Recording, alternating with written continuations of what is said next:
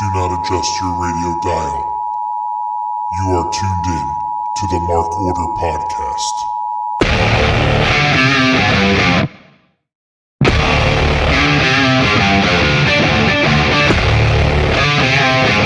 Join the Mark Order.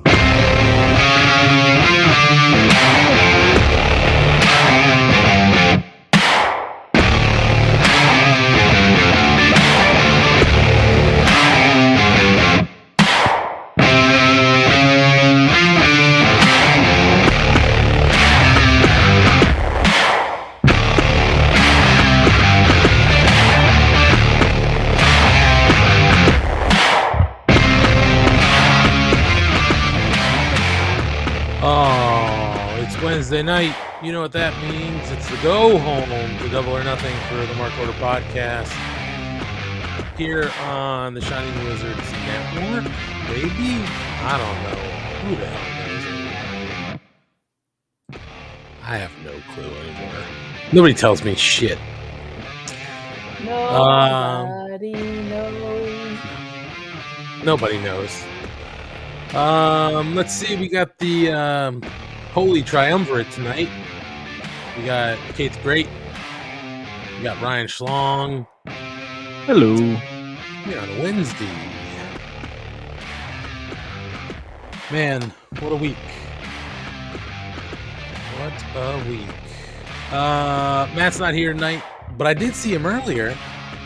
I know I sent you two a photo. Happened to catch Matt in his government job. So it's just going to be the three of us tonight. Did you get pizza? I did not get pizza tonight. But the boy did. He definitely got pizza, and I reaped some of those benefits. Extremely important question. Mm-hmm. Did Matt crush it? Oh, he crushed it. Oh, thank God.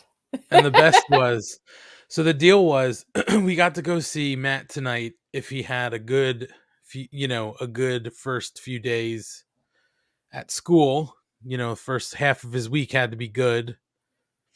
And he went to the dentist this afternoon too. So he had to be good at the dentist. And then we got to go get pizza.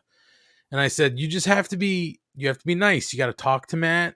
You got to, be nice. And so we get there and I'm getting him out of the car. Mrs. Money was with us too, but I'm getting him out of the car. And I said, all right, you got to be nice. You got to talk to Matt. And he gets out of the car, not even all the way out of the car. He's halfway out of the car and he just yells across the lot, "What's up, dude?" I was like, where amazing. Did that come from? What's up, dude? Yeah. That's how Matt would want to be greeted, though. Yeah. Oh, yeah. So, yes, Matt crushed it. He's like, "Matt, this is the best truck ever. Best truck ever. You crushed it."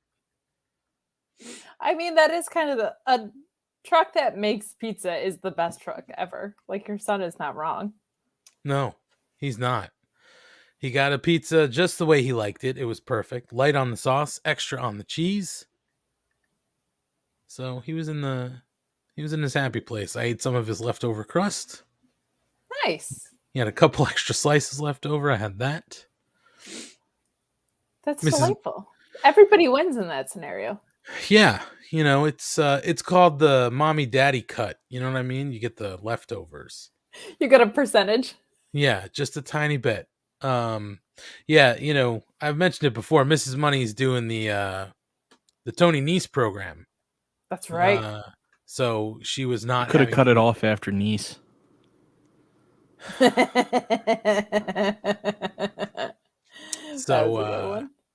So yes, that was a good one. So she was not having pizza. So I said, in solidarity, I will not get pizza. But I did have a leftover slice.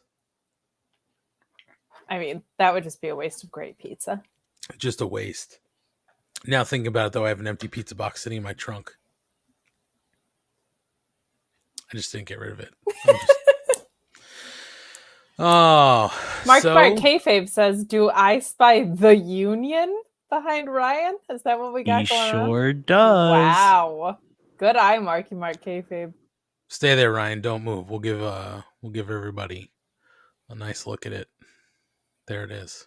It's beautiful. The classic guess. response to the corporation, originally founded by Vince McMahon. Funny, Vince McMahon, who's very anti-union, formed a stable called the Union. It is true. Gina! G Money, down 10.2 pounds today. Yeah. Bang-a-lang. We celebrate Killing that it. here. Workout changed. So she said she's in hell. I believe it. But you know what? You're going to have those Tony Nese abs by the end of this. One of us has to. It's You not kind of about already me. do. I have an ab. You got one? It's large, but it's there. It's a good start.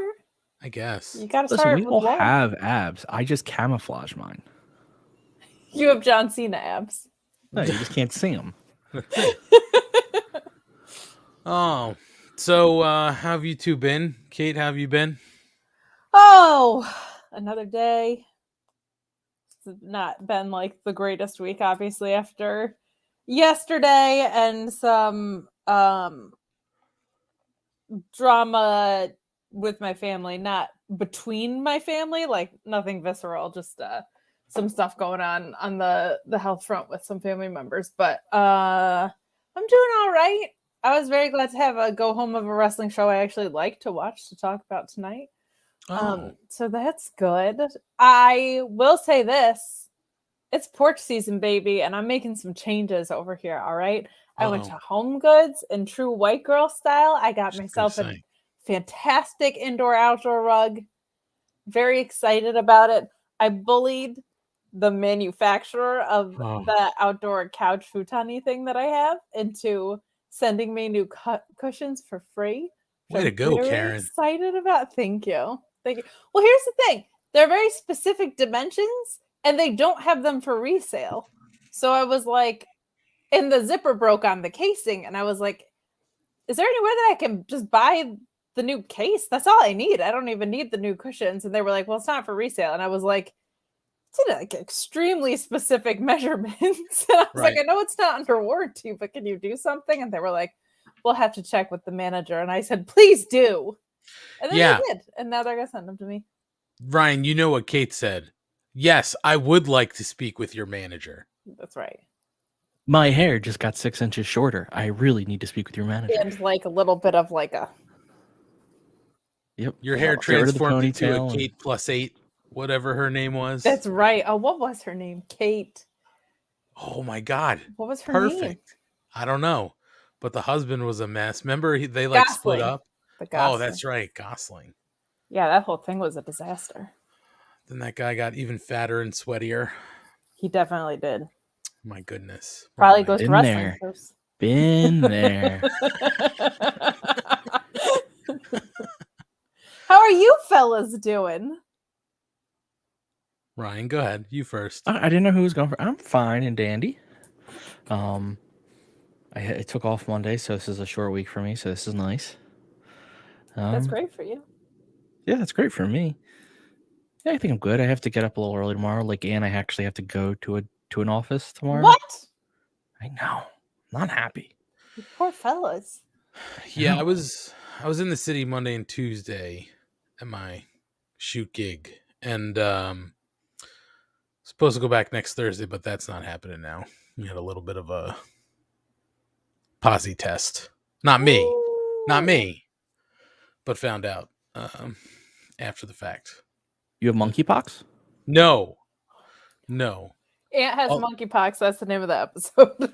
I do not have monkeypox, and Okay, I well, will not be problem. calling this show Anne has monkeypox. Can we just call it monkeypox? Because that's just funny. If you want to, we can. I take notes now. But yeah, so we're just staying home now. You know. Yeah, I was in the. You know how I know we're back to normal? Sort of quote unquote back to normal. To a new normal? Monday, no, just normal. Because Monday I woke up and I went to my train. I got to take the train, and I pull up, and you know, I'm there like 10, 15 minutes early, like I normally am, and I buy my tickets, and I'm just waiting in the car listening to the radio, and I started looking around. I'm like, there's not a lot of people here. I'm like, there's not a lot of cars, but maybe it's Monday. I don't know what people's new schedules are like, right? So I was like, wait a minute, let me just make sure like I'm getting on the right train or something, you know? So I go open the schedule and something flashes on the screen, but it goes away. So I have to go to Twitter to see the goddamn train thing. And it says that all of the trains are down between, you know, the end of the line and like the middle of the line, especially where my stop is, due to down tree somewhere. So I was like, great. I wish I knew that sooner because I would have just gone to the other station. Went to the other station. That train didn't show up for another 30 minutes. So instead of getting on a 7:20 train, I got on a 7:55 train. Then got, you know, to the path and made my walk and everything. So I was Nice like, all right. to see New Jersey Transit being back in regular season form. That's right. Truly. Then I, at the end of the day, I went to take my path home, you know, path back to Hoboken. This is very New Jersey for anybody who's not from New Jersey. And the path, I was on the way to making a like 6:07 train. And of course, the path stops in the tunnel. Naturally. So missed that train. So late train. So we're back, baby. Nothing's been resolved. And then yesterday, I get on the train, like on the path to go. I get on the train I'm trying to catch. So I was going to be home earlier than I anticipated, which was great because I wanted to see the boy because I didn't see him. I didn't see him Monday. Well, I did for like 5 minutes, but I'm on the train, and between the Hoboken stop and the Newark stop, the train's just sitting there somewhere, and I have my headphones on. I'm not thinking anything of it, and I hear the announcement go, and before I can get it out of my ear, all I hear is, "We're gonna be here for a while," and then that's the end of the announcement. So Famous last words. Apparently, there was a broken switch. So even though I was on the early train, I got home closer to the late time. So I really didn't get to see the boy as much as I wanted to yesterday. That's So, a bummer. Yeah, we're back, baby. Things are back to normal. Your wife just burying you in the chat. Jeez. Is she? Man. I'm sorry you all have to listen to Mr. Money complain about commuting. She said, no empathy. You're trying to see your old kid that you had with her, and she is burying you, man. Yeah. She's and that's not since this Tony Nese diet. She's got one foot out the door, buddy. She's true. I was so busy yesterday. I didn't see the news until I got home. So I was very angry. Yeah. Yeah, if we weren't back to normal because of my shitty commute, we're just back to normal because it's another day, another mass shooting at a goddamn school. For real. So, anywho, yeah. So I was in the city yesterday, and today I was back home, and I'll be back home for a little while, so that'll be nice. That's good. We'll see. Clearly, things aren't all the way back to normal because, like, nobody knows what's going on with COVID. So, yeah, it's like it just gets more contagious but less severe. It seems like with every mutation. So, yeah. And then, like, the office doesn't know what to do now when you have COVID because it's like they lifted all those protocols where it's like we have to send out notifications to all these people and blah, blah, blah. And so it's just like stay home, kinda. Yeah, I guess. I'm like, does somebody need to show a negative test? And they're like, maybe. I'm like, okay. Well, it'd be great to know that. Some clarity. So that I could keep my people safe. But anyway, we don't need to worry about that bullshit. Let's talk about things that are more fun, I guess, than commuting and all this other horse shit we're dealing with right now. Who watched Friday Night Rampage at, like, what was it, 7 o'clock? Yeah, Kate definitely watched it.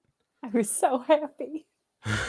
I mean, but you still have to wait on Friday nights. Like, you can't start your show because you still have to wait for 10 o'clock, but at least you don't have to wait for 11. Is that the catch? Yeah.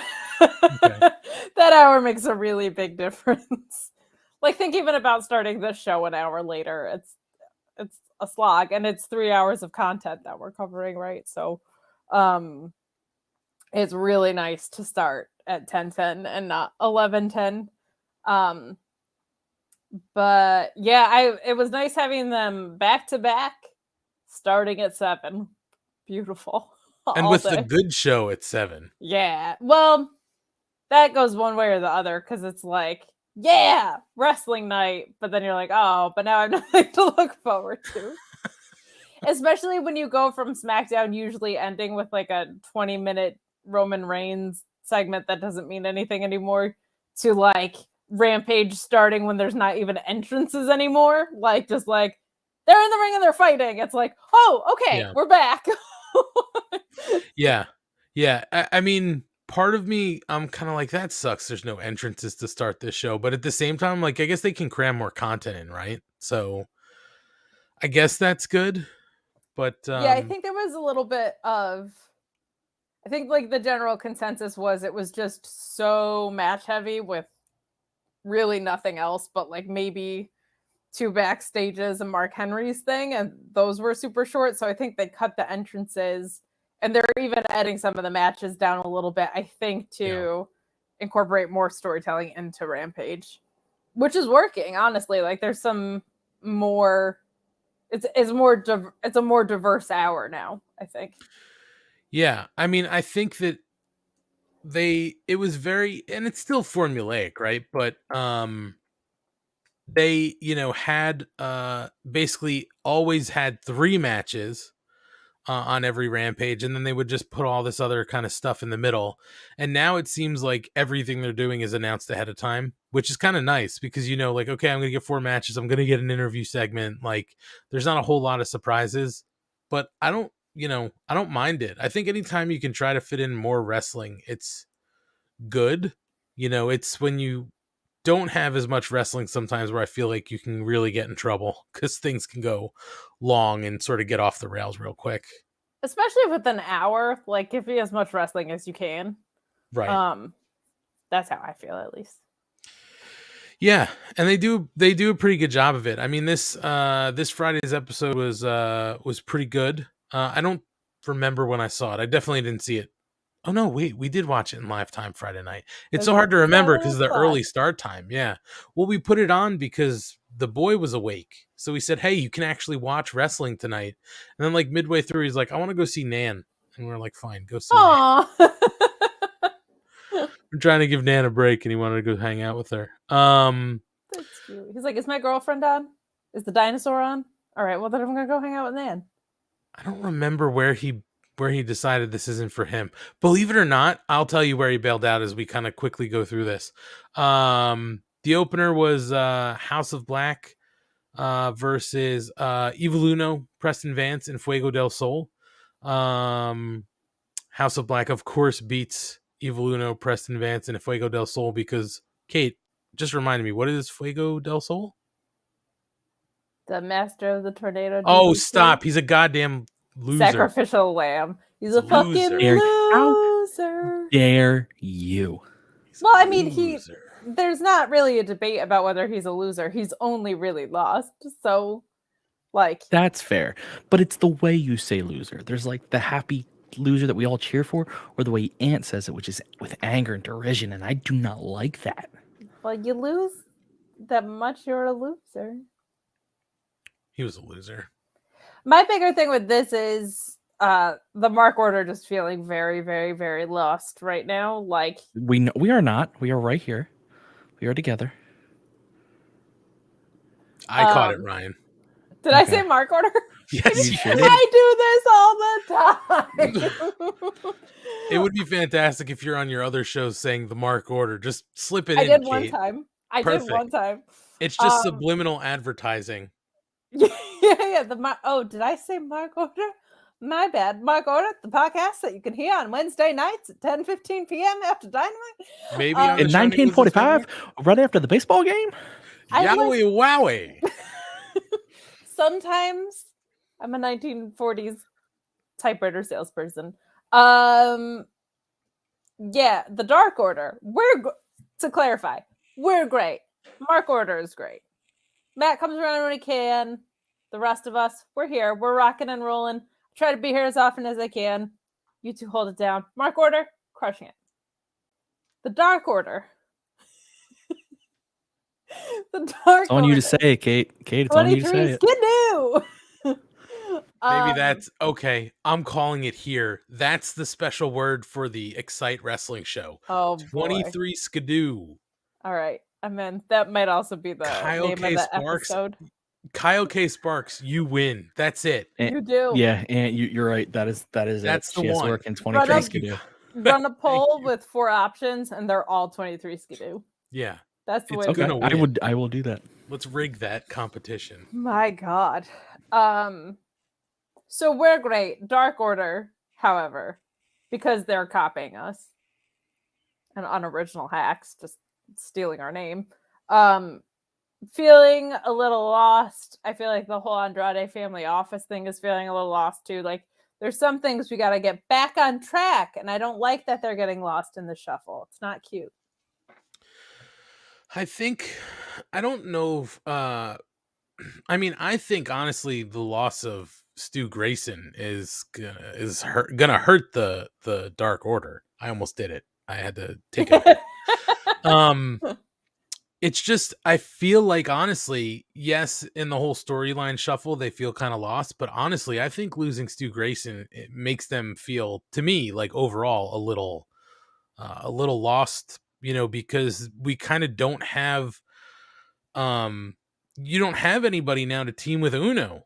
I mean, I guess you have 10, but him and Grayson were just so great together. Yeah, and I feel like it's weird that they're not acknowledging it on screen at all. Maybe they will. Like, maybe they're getting a storyline together where they do acknowledge that. And then, like, Hangman's not really a part of them, so maybe there's going to be a storyline that's like, we're kind of falling apart over here, which would definitely have my interest. And quite frankly, if Stu Grayson wants to be a part of the Mark Order, he can come be a part of, like, Matt's not here that often. I'm out sometimes. Like, Stu Grayson wants to join, he can join.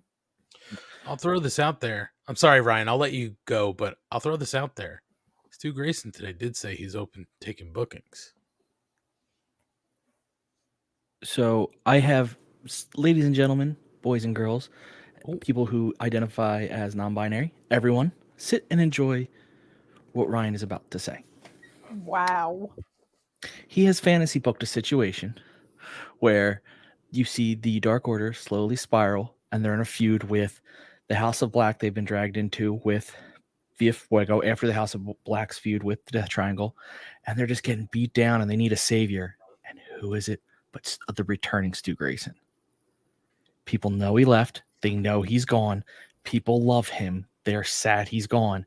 The pop he would get for returning, and he has the look, the skill, everything about him where he could come and clear out a ring, and no one would be like, where was that before? They'd be like, no, this is Stu Grayson. That's okay. So that is what I have just booked for the world, and I hope you all enjoy it. You all need to accept it and make it happen. I like the booking. I don't like when somebody starts off a sentence with "ladies and gentlemen" and doesn't follow it up with "in case you are deaf, dumb, blind, or let's face it, poor. My name is Kay Elizabeth, and I am the fastest wrestling star in professional wrestling media." No. What about ladies and gentlemen, boys and girls, children of all ages? I'm into that. The Mark Order podcast proudly brings to you. I'll take that any day of the week. Oh, good. Listen, there's a good point here. Quickly, Schlong in the chat. Is this a tip of the Schlong? Ooh, I haven't had one in a while, but I think it is. I think that was the tip for the night that you I all need miss to pay the attention music. to. And we don't want to get kicked off. Can't do it. I can do that though. By the way, I don't actually expect to be right, but if I end up being right, I'm going to run with that forever. I guess I I don't- can't be the only insufferable one on here. It's true. You haven't been for a while. That's true. You've really kind of Mm. taken over it with the music puns. I'll say this, Schlong. I don't disagree with the way they could get there.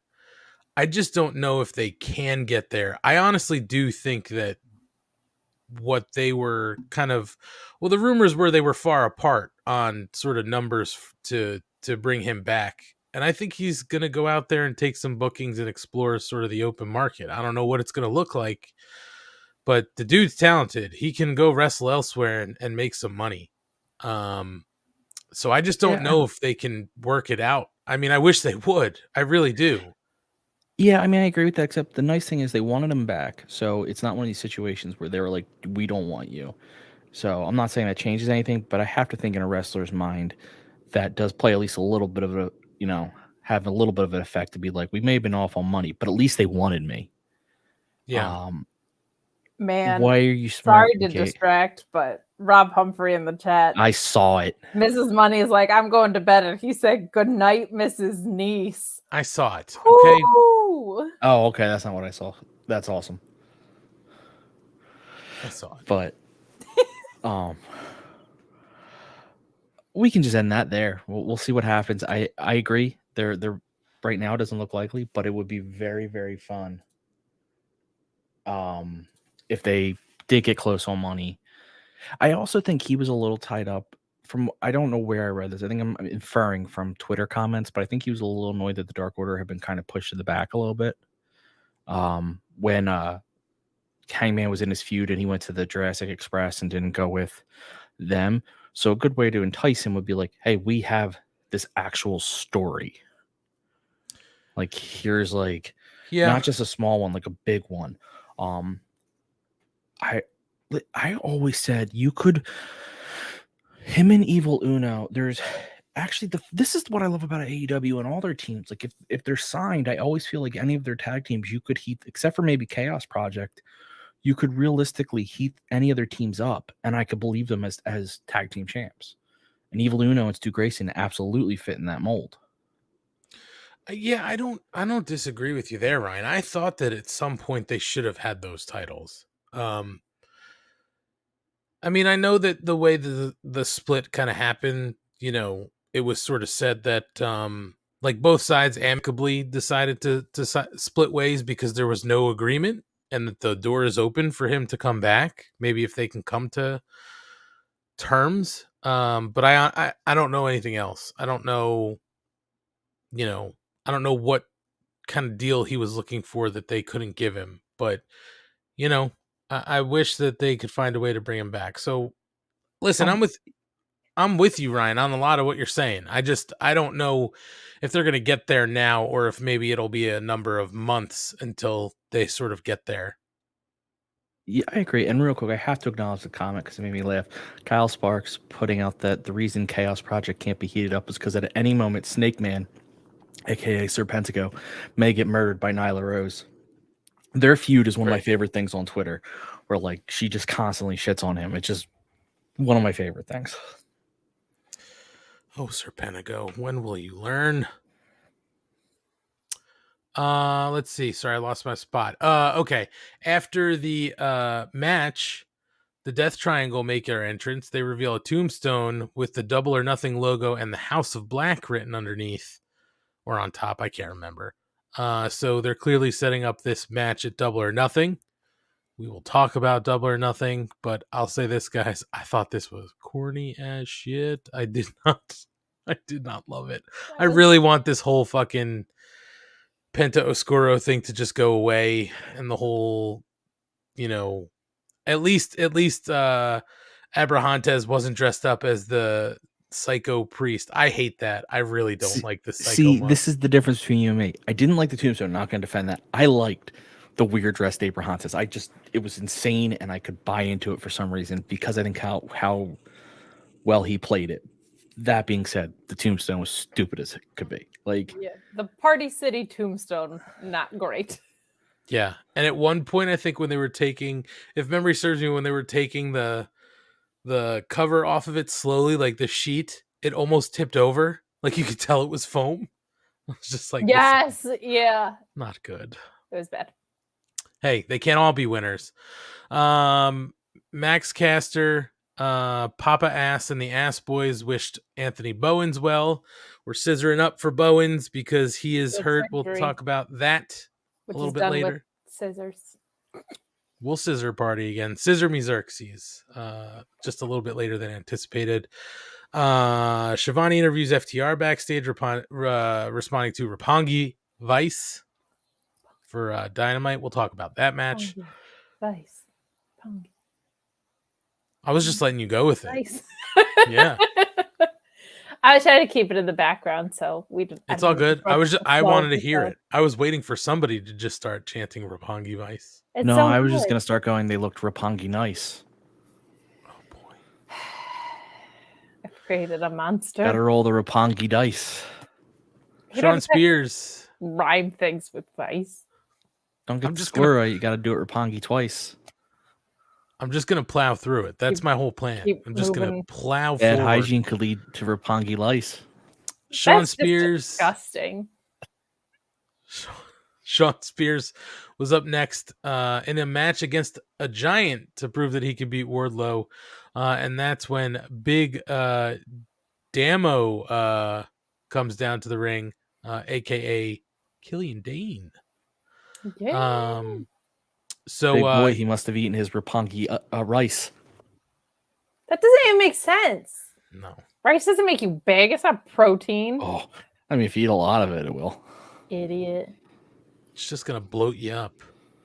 That reminds me, by the way, I do this all the time to Mrs. Money. She's not here, but this is a true story. We were out one night eating sushi, and there was a kid there with somebody, his parents or whoever, and he's talking about sushi and all this stuff, and he just goes, "You know, a lot of people think that it's the fish that fills you up.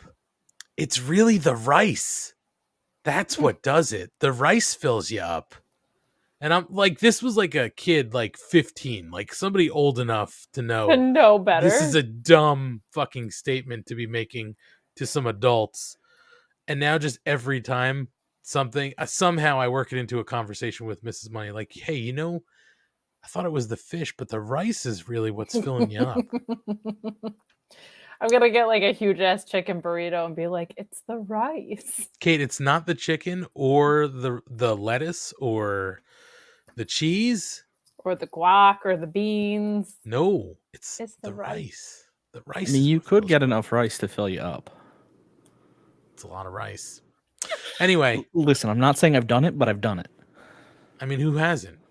You created this whole rice issue with your terrible Roppongi Vice rhyming. Sean Spears. Keep it against up or you'll Big get Damo. Roppongi mice. Oh my God, Jesus. Yeah, Big Damo, Killian Dane, he's the giant, and he gets in some offense, but Sean Spears is able to hit the knee to the jaw to put Damo away with the C4 finisher. So Sean Spears wins his test, cuts a promo after the match as the fans cheer Wardlow, and he vows to beat Wardlow in his steel cage match on Dynamite. We'll talk about that. I didn't realize, I'm not gonna lie, in real time that was Killian Dane. I did not realize. Yep. Twitter told me I wouldn't have known. It just didn't look like him to me. Yeah, he definitely looks different, and he kind of moved differently than he did, like in tag stuff, especially in Yeah. the old black and gold days. Better days. Oh man, when it actually meant something. The Undisputed Elite. Wrestling was wrestling and men were men. That's right. 23 Skidoo, chickadee. Undisputed Elite interviewed backstage. Cole and O'Reilly are confident they're going to meet in the finals of the Owen tournament, and the Bucks challenge the Hardys to a match at Double or Nothing. We get Chris Statlander versus Red Velvet in an Owen Hart tournament. Ruby Soho joins joins commentary. So as a reminder, Statlander was filling in for the injured, quote unquote. I'm sorry, I can't pronounce this name. Hikaru Shida. I think that's it. No, Anyway, You kind of just sound like Jim Ross now. well, I'm not going, goddamn. goddamn, kind of word we said 50 years ago. Not yet. Not yet. You're not doing that. She's an Oriental gal from way From over in Orient.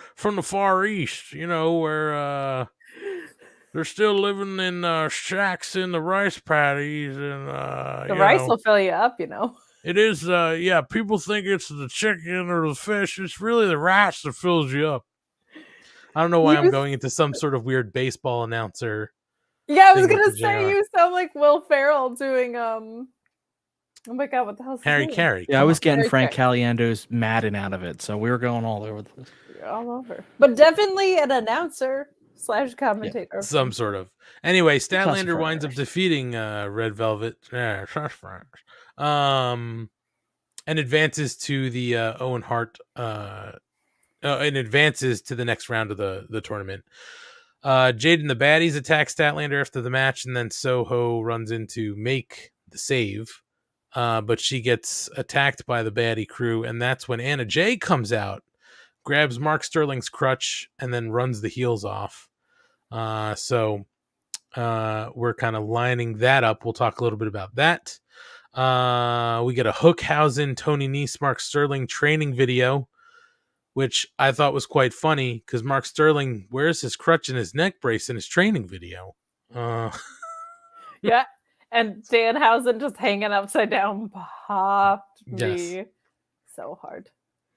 Just hanging by one arm, and I think Hook was there texting or something. He didn't really pay attention. Yeah, he was I just want to say it's amazing. Smart Mark came in, and we didn't really like him with Jade. Like there was mixed feelings on it, and I just think he's hilarious. Like I can't imagine him not being around. Not necessarily with Jade, but just in general, he's made himself definitely part of the picture, and he can move on to other clients and do other things. I just really give him credit for working his ass off to make it happen. Oh yeah, he's great. I just don't want him with Jade. I think he kind of works with Jade, but they need to sort of make him a bigger part of that picture. You know what I mean? If he's supposed to be her representative, he's not really doing anything. He's not a great lawyer, guys. Well, I don't know. It feels like because she's been more dismissive that I think he might be more on his way out. Like she's been a lot more dismissive of Smart Mark. Like I really do think that they're probably laying the groundwork for Bivens to come in. I don't even think it must necessarily be Bivens. I like her with just the baddies. Now I know Bivens could work with him, but I want him with Dante so badly. Those don't have to be mutually exclusive, but that's true. Yeah, He could like it could be the baddies and Dante. The baddies and Bivens. I mean, that's just such an easy crossover from the work that he was doing in NXT. And like all over, but like him just like could be the Killer Bees, the baddies and Bivens. Oh my Jade and the Killer Bees. Killer Bees, brilliant. It's kind of like how Taz with 2 Z's was better than Taz. Like I think this round of the Killer Bees would be better than the last round of the Killer Bees. That's like the new ECW was better than the old ECW. That's some strong. That's a hot take. It is. It is. I need to remember some wrestler actually put that out on Twitter the other day, and I can't remember who it was. That WWE ECW was the shit. It was. They must listen to this show. That's all I know. Yeah. And in your notes, do you have the Statlander interview? Where she talked about the character. Do you have that in your notes? Fuck off. I don't. You don't have it in your notes? I don't have it in my notes. Is it on my phone? It's not on my phone. I thought I had the notes on my phone. On your smartphone? I'm gonna fight you both. He's gonna fight us. Fight us both. Both. I don't think I say fight. I'm gonna fight you. No, Fight you Um, both. gonna fight both of us. She described why she changed her character, and she said it's because she didn't think her alien gimmick. She thought her alien gimmick was too silly to be taken seriously, so it was her idea to like change things up. I actually liked that it was from her because at least Yeah. it wasn't forced. But I mean, I guess I am unique in that like I could both enjoy the alien gimmick and take her seriously. I guess maybe other people just couldn't.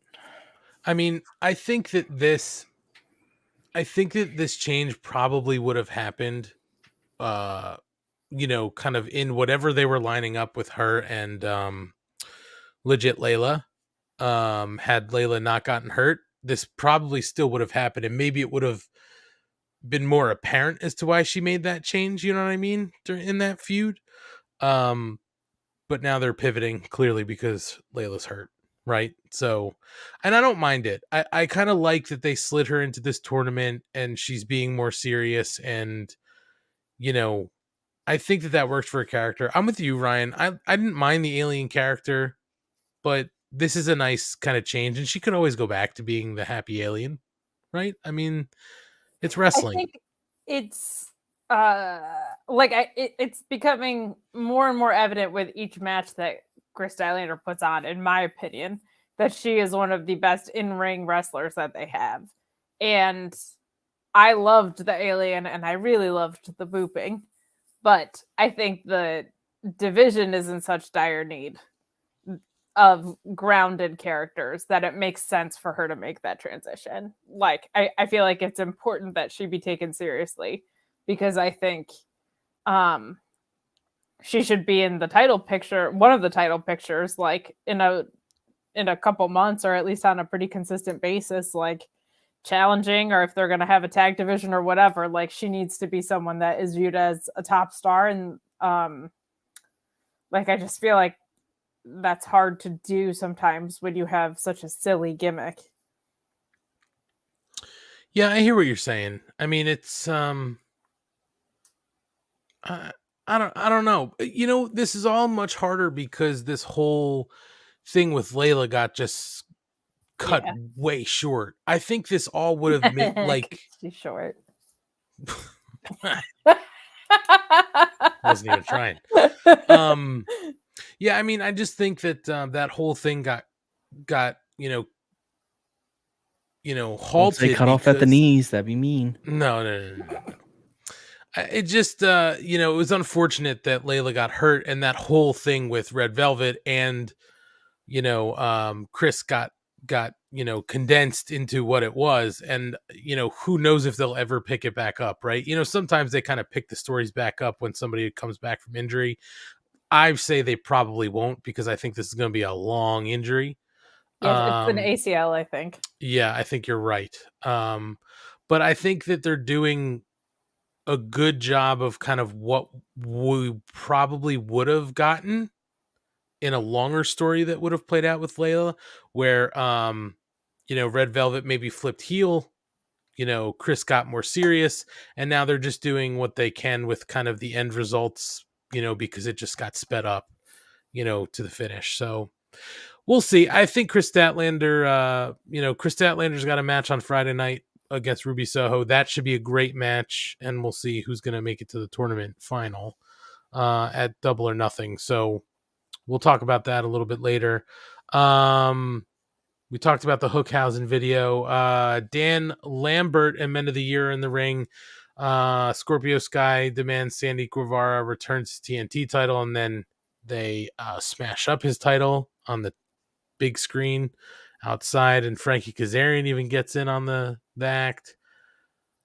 We don't have to go in at length about this because I'm sure you guys are on the same page. Fucking hated it, and I still hate it, and I really just want them to move on from whatever bullshit this is. Like, I just don't understand what they're doing anymore. Titles. Well, prominently featured. They had 2 titles. It's very true. Who cares that you smashed one? Well, I know that, we'll talk about it a little bit later, but I think the whole thing was that when, I think they were basically like retiring, retiring the one title that was fake, right? Like when he won it back.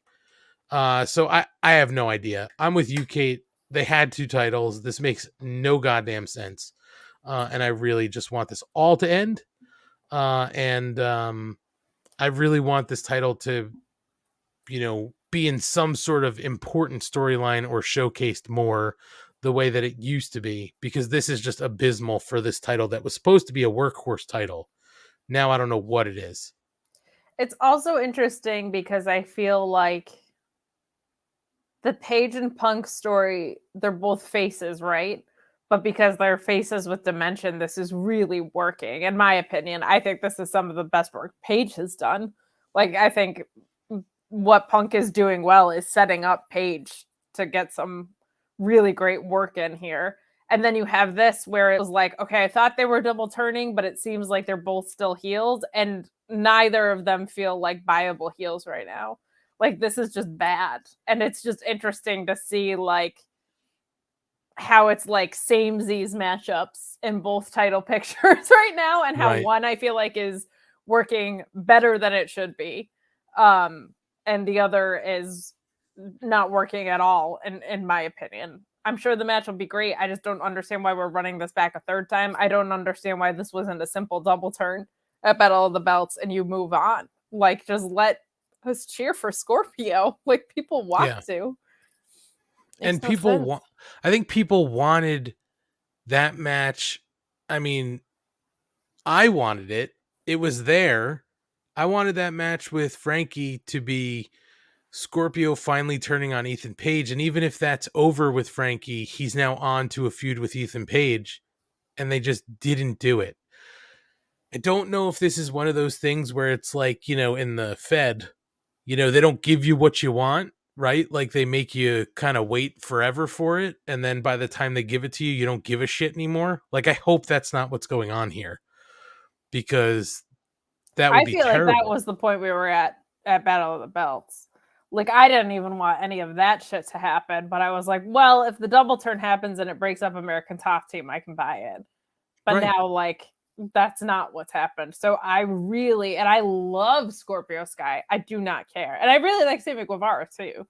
But this is just like, either do and the whole thing about this is supposed to be, it's for Paige Van Zandt, right? Like, that's what I've thought it was supposed to be. And it just has gotten so muddy and terrible. Like, and I hate that the TNT title is wrapped up in it, because it doesn't seem like the title is really a part of this at all.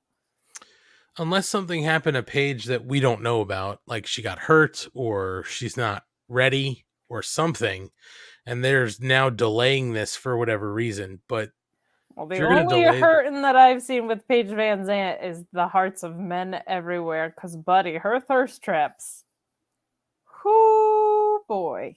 I haven't seen them. I gotta admit, I have not seen them. I would say it's probably worth seeking out. Now, where are her thirst traps better? Are they on Twitter or Instagram? I'm inactive on Twitter at the moment, but I was seeing them on Twitter before I went inactive, and buddy. Talking about PVZ, right? PVZ? Yes. Yeah, and go check them out. Oh, that's all right. Hold on. Kate can make this told happen. me, I listened. You are welcome. Yeah, all right. Yeah, there you go. That's quite a thirst trap. You know what, Aunt? She looks great in both of those pictures. In both of them? Yeah. In both of them. Who's she with here? I don't even know. Oh, both of them look great. Look at both of those two ladies. Both of them. Both of them. Beautiful. Got great booties. Yeah. Her thirst trap game is pretty strong. Now we're just sitting here quietly looking at videos and pictures of Paige Van Zandt. Respectfully. That's respectfully. Right. Respectfully. I wouldn't look at these if she didn't put them out there, but she put them out there.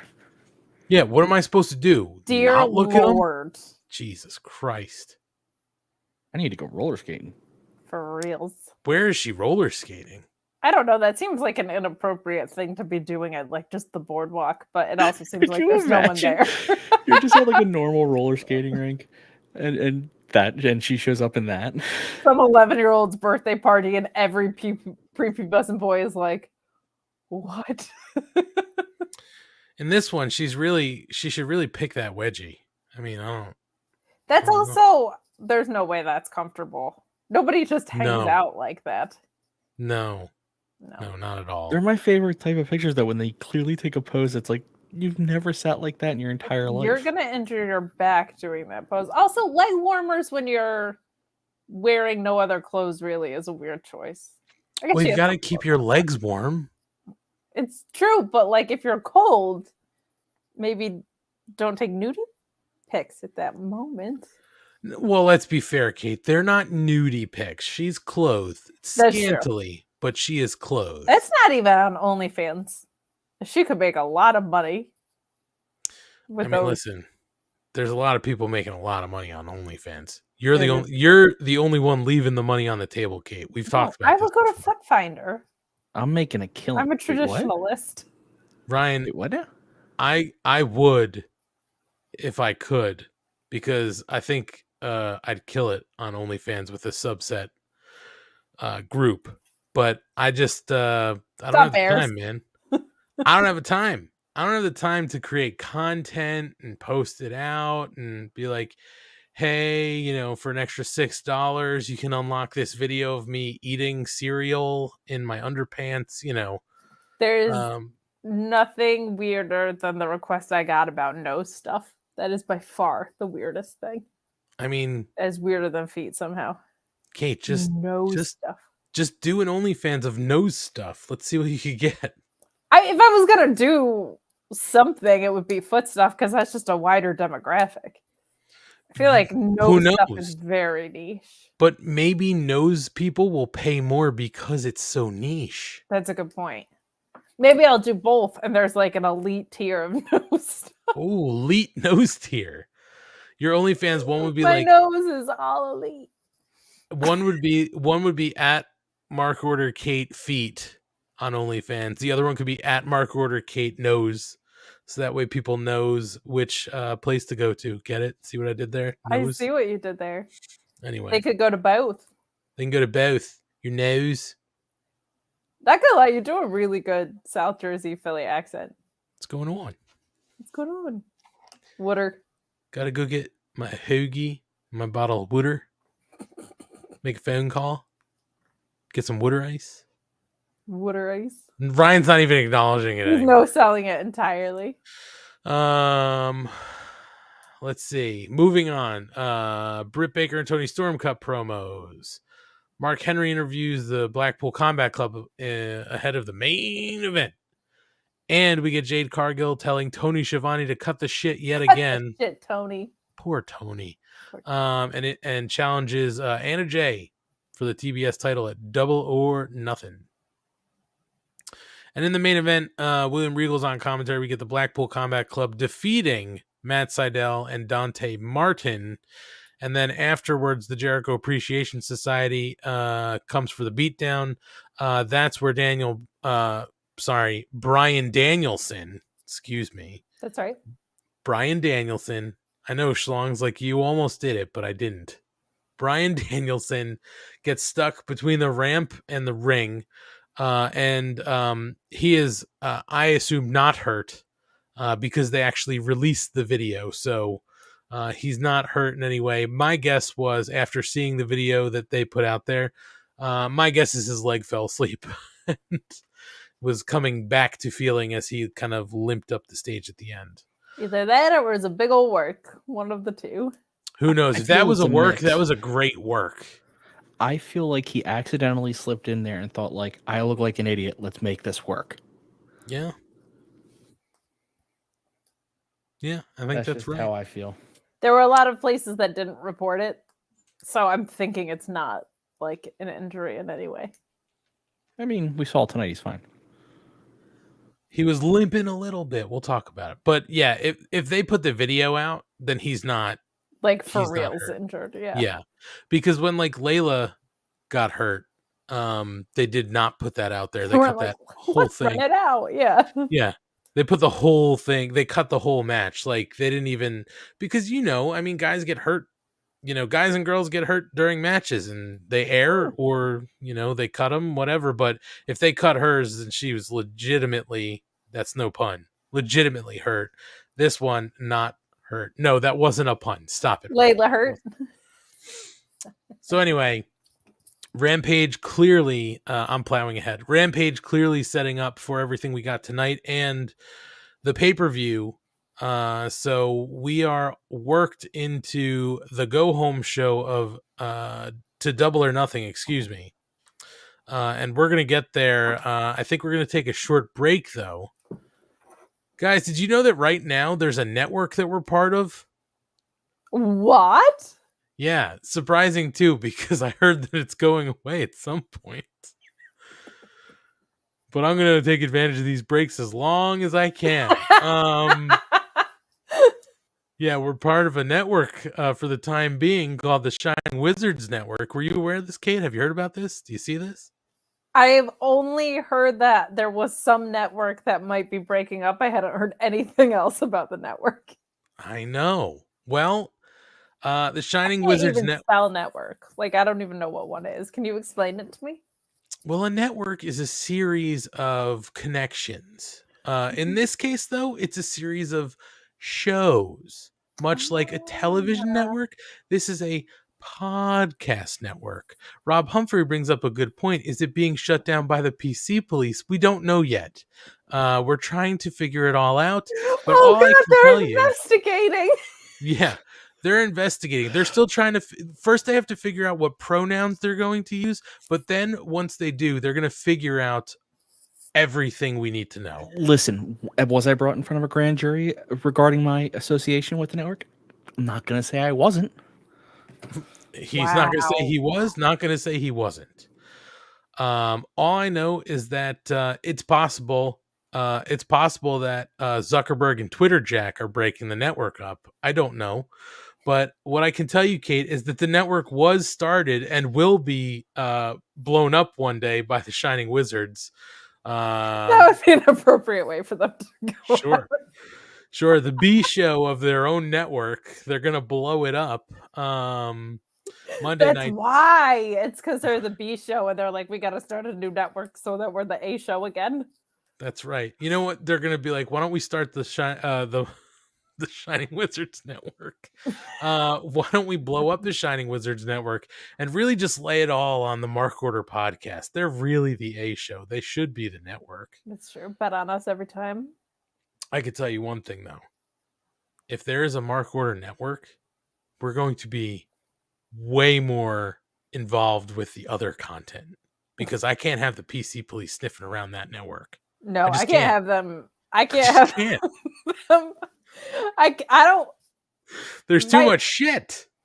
The fears that I have in life are spiders, the PC police knocking down my door. Pronouns? I can't have it. Don't even get me started on pronouns. How the hell am I supposed to know what ones to use? Oh, you just tell me and I call you by them? Got it. I guess. But that's complicated, Kate. Listening to people? How dare you? It's true. I don't normally do that. That's a very good point. No. Sorry. Kind of case Farce just got me. Are you now, or have you ever been a member of the Shining Wizards Network? I like that he phrased it so it wasn't even a leading question. Like that was exactly how they would ask that. Exactly. He said that would be a question at a congressional hearing. Yeah. Guys, they're after us. They may have our faces. I'm hiding. Ryan's the only one who can hide. Kate can also go back behind Danhausen's. I can. The Danhausen photo. Shit, what do I have? Wait a minute. Play the commercial. No, I can't. It should have one of those like where you're just like a black shadowy figure and you have the voice modulation. Yeah. If I was gonna do that, but I don't know how. So One day I was asked to be part of a network. The network was known as the Shining Wizards Network. You sound like a Dodge commercial. we knew they were wrong with their harsh anti-PC takes, but we just went along with it. But even in modulated voice, Ryan still has his accent. You can still hear him being like, we were home on the Shining Wizards. All I wanted to do was do my show not pop in my VHSs, not worry about the PC police or pronouns, but they wouldn't let me have it. Anyway, Shining Wizards, the B show of the network, Monday nights at 7 p.m. You can catch Millionaire Matt, Kevin, and Tony tearing it up. Been doing it for over 10 years. They're going to maybe one day explode their network. Who knows? But, Kate, there are other shows. I don't know if you knew, there's other shows that are part of that network. Is that what all these inside jokes are pertaining to? No, none of them that Guys, you're going to hear You're about. teasing me again, and that's Rapongi thrice. Oh my Kyle God. K. Sparks nails it. Rapongi. I didn't say Rapongi. Get over that. Pungy vibes. Get over it. I'll try and get over it. Get over it. Anyway, why don't you all sit back, listen to some of the words from these other shows that are part of the Shining Wizards Network for now. Everyone knows a lot of things can change in the span of 10 years. But when it comes to professional wrestling podcasting, one thing is still guaranteed. The Shining Wizards is the only place to get all the latest wrestling news, interviews with the greatest guests, and of course, tons of laughs in discussing the world of wrestling. The show is still available on Monday nights at 7 p.m. East on rantdmradio.com and Rant Entertainment Media on the TuneIn app. And it's still available on all podcasting platforms. To check us out, head over to shiningwizards.com, where it's still wrestling talk and talk about wrestling. Because of the obvious threat to untold numbers of citizens, and because of the crisis which is even now developing, this radio station will remain on the air day and night. This station and hundreds of other radio and TV stations throughout this part of the country are pooling their resources through an emergency network hookup to keep you informed of all developments.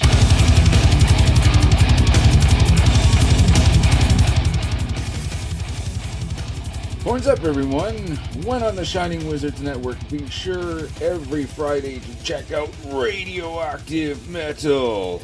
Radioactive Metal is one of the longest running podcasts on the interweb. And every week we bring you a fist full of metal, including interviews with all your favorite artists, discuss all the metal news, and feature the best tunes on the air today. So grab a Lemmy, join your cool Uncle Snowy and co-host Aaron in the pit. Your recognized symbol of excellence in sports entertainment broadcasting from the current to the way back. Join the impact player Phil Brea and the Portuguese man of war Choppy for the Turnbuckle Throwbacks Wrestling Podcast. Live every week on rantemradio.com. Get all our episodes over at iTunes, Stitcher, TuneIn, Boom, Google Play, ShiningWizardsNetwork.com, and TurnbuckleThrowbacks.com. Are you tired of being told what to think and believe by Hollywood elites and politicians who just don't care about you? Tired of not getting the truth when you watch the news? Tired of trying to figure out what pronoun to use? Tired of mob mentality when all you want to do is think for yourself and make up your own mind? That's where we come in. This is Justin. And Vince. Your host of Inconclusive Breakdown. We are a weekly anti-PC podcast bringing you entertainment and current event news without any spin. If you want to truly stay informed on what's going on in the world, then give us a listen every Sunday, anywhere you get podcasts, at least till Zuckerberg and Twitter Jack deplatform us. And as always, we're proud members of the Shining Wizards Network. Tired of the PC police telling you what you can and cannot say? Want a show that travels back to the 80s and 90s, where the badass hosts have beaten down cancel culture on 3 separate occasions and carried on to gloat about it? Since 2013, The Midnight Jury is that show. Travel back to the malls and arcades, pop in your VHS, and join us where the 80s and 90s return from the dead. Conan, tell them where to find us. WLWstudios.com, home of the Midnight Jury podcast, hosted by Midnight Mike and Calvin Brody. Also available on all major podcast platforms via the Shining Wizards Network, and join in the conversation on Twitter at Midnight Jury.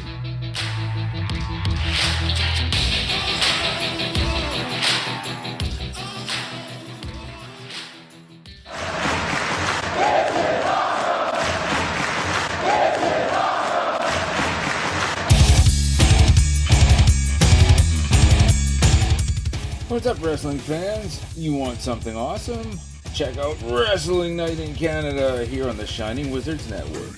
We're three Canadian metalheads uniting for the love of pro wrestling. Every episode we go over all the latest news and special events with the odd unique interview as well. So grab a cold one and check out Wrestling Night in Canada, eh? All right, we're back here on the Mark Order podcast. Kate and Schlong, I can tell you one thing. Taking note of who I'd pull over to that Mark Order network. It would certainly be, in no particular order, the Turnbuckle Throwbacks, Radioactive Metal, and Wrestling Night in Canada. I'm just telling you. Absolutely. That's no joke. No joke. Those guys rule. All of them. Do you guys ever secretly hope, by the way, do you guys secretly hope that at some point the PC police find us and ask us to come and then interrogate us on their show? Because I'd love to do it, but Sunday is the Lord's Day, so I'm not available. None of us should be available on the Lord's Day, to be honest. No, it's the Lord's Day. Thank you. I'll say this real quick. Yeah. So this popped up in my head because pretty soon we may be without commercials, and Ant likes his commercial time. So what I'm thinking, and I need to workshop this a little bit, is that I just film a bunch of commercials. No. Immediately, no. Absolutely not. That's immediately shot down. I think That's it'd be no great. joke. We're going to discuss it off air too, and we're going to be like, nope, that's not happening. That's a bad idea by you guys. I could have sold lots of things. I'll say this. We're available for sponsorship. If anybody would like to buy a sponsorship on this show, we can work it out. Just come find us at Mark Order Pod on our socials and connect with us. Looking at you, Blue Chew. Best dick jokes in the game. I mean, I would do a Blue Chew read immediately. I like doing the reads. I don't mind it. We love the reads, except for when Manscaped gives us terrible copy to read. Oh, I still read it. We get derailed right in the middle of it, and maybe that's why we're not doing it anymore. But Matt massacres it and asks too many questions. It's true. Everybody has a Roppongi price. Please, I thought I had a great idea, but I'm just Well, I know this. At some point, maybe these these commercials go away. We can still do commercials for people if they want us to do them, and it doesn't have to be for a price. I would gladly say, hey, Turnbuckle Throwbacks, your price $0, because it's the Impact Playa Phil Rea and the Portuguese Man of War Chape. Same thing with Radioactive Metal. I got into wrestling podcasting for the money, so listen. Sometimes you gotta, give something to get. You made a mistake. Big mistake. Please. Huge. That's because we don't want. AF. We're not down with the PC police. That's why. I can't tell you this. If you are a fan of this show, we're not going anywhere. We appreciate your abuse support. I take. What? With the abuse I take, I don't know. You can go somewhere. You could take a long walk off a short pier, Schlong. Wow. A long walk. And you know what I think? What? I think Ryan is a mole. You think he's the mole for the PC police? I do think he's the mole for the PC police. Oh my god. He's always walking around being respectful of people's beliefs and not telling them how to live. That's right. I think he's a mole to the PC police. It's a little too much. He's a little too cool about it. You know what I mean? It is sus, as the kids say. Sus. Whoa. It is sus. He's now sus all I can think about is the PC principal from South Park. PC principal? I love the goddamn PC principal. I'm saying goddamn a lot. Goddamn, pal. Goddamn. You're channeling your inner cornet. Well, somebody.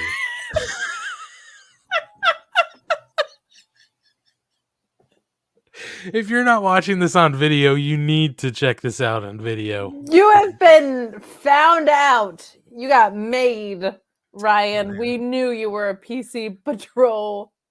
Oh, man. PC police patrol mole.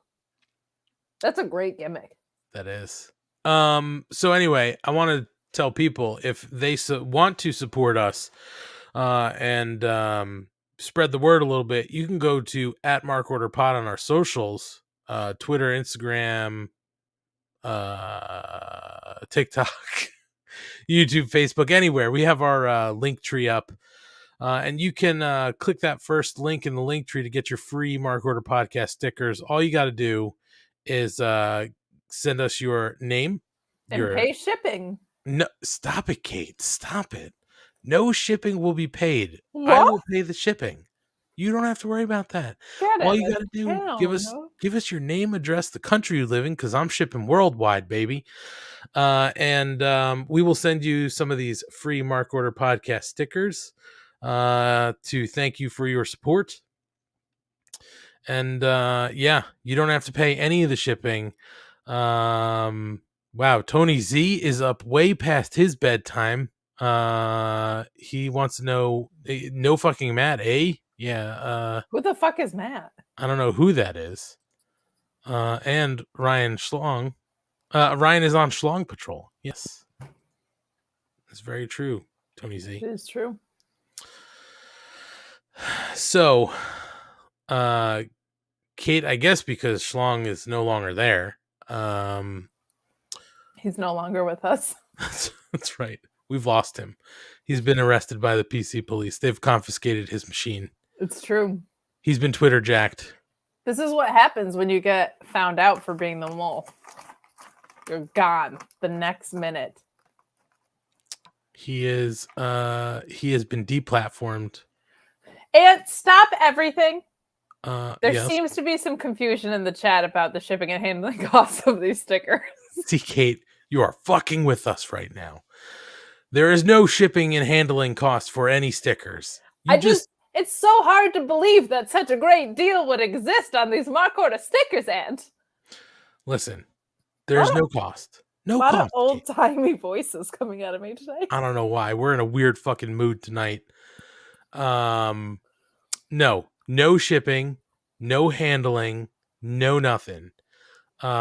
Just get us your request for stickers. I'll take care of everything else. You just sit back and you watch your mailbox patiently from the time that you submit your request. Or do you watch your female box? You know what I'm saying? Whoa, Jesus, Kate. My God. I did that for Tony because he hates it when ladies are inappropriate. He does? My God. I think you know somebody. Not really. I think I'm just gross and perverted. No, I think you're fine. I'm all right, right? We do okay. Yeah, you're good. Would you pay a lady $20 to handle your shipping?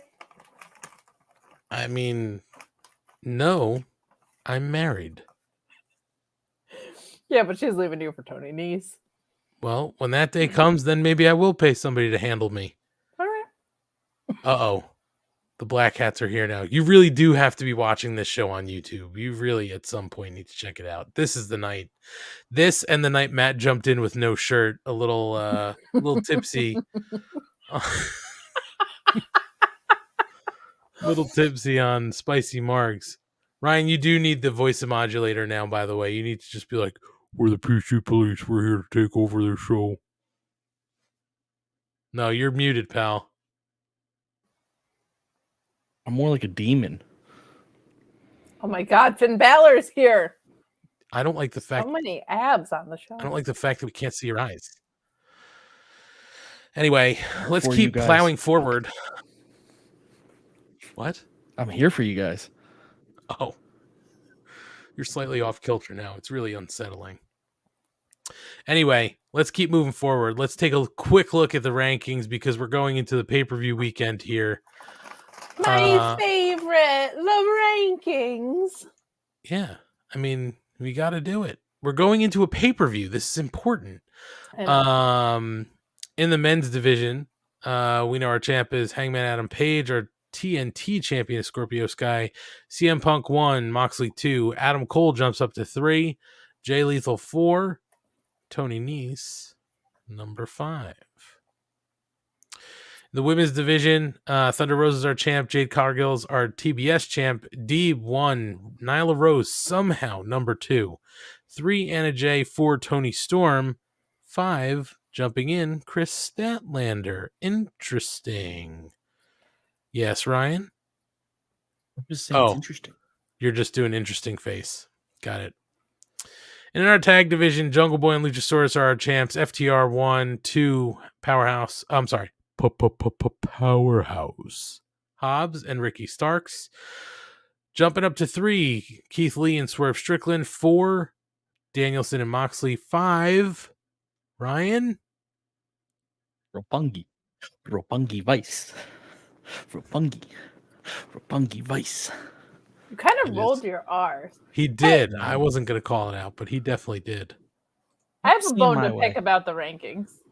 Go ahead. What's your bone? How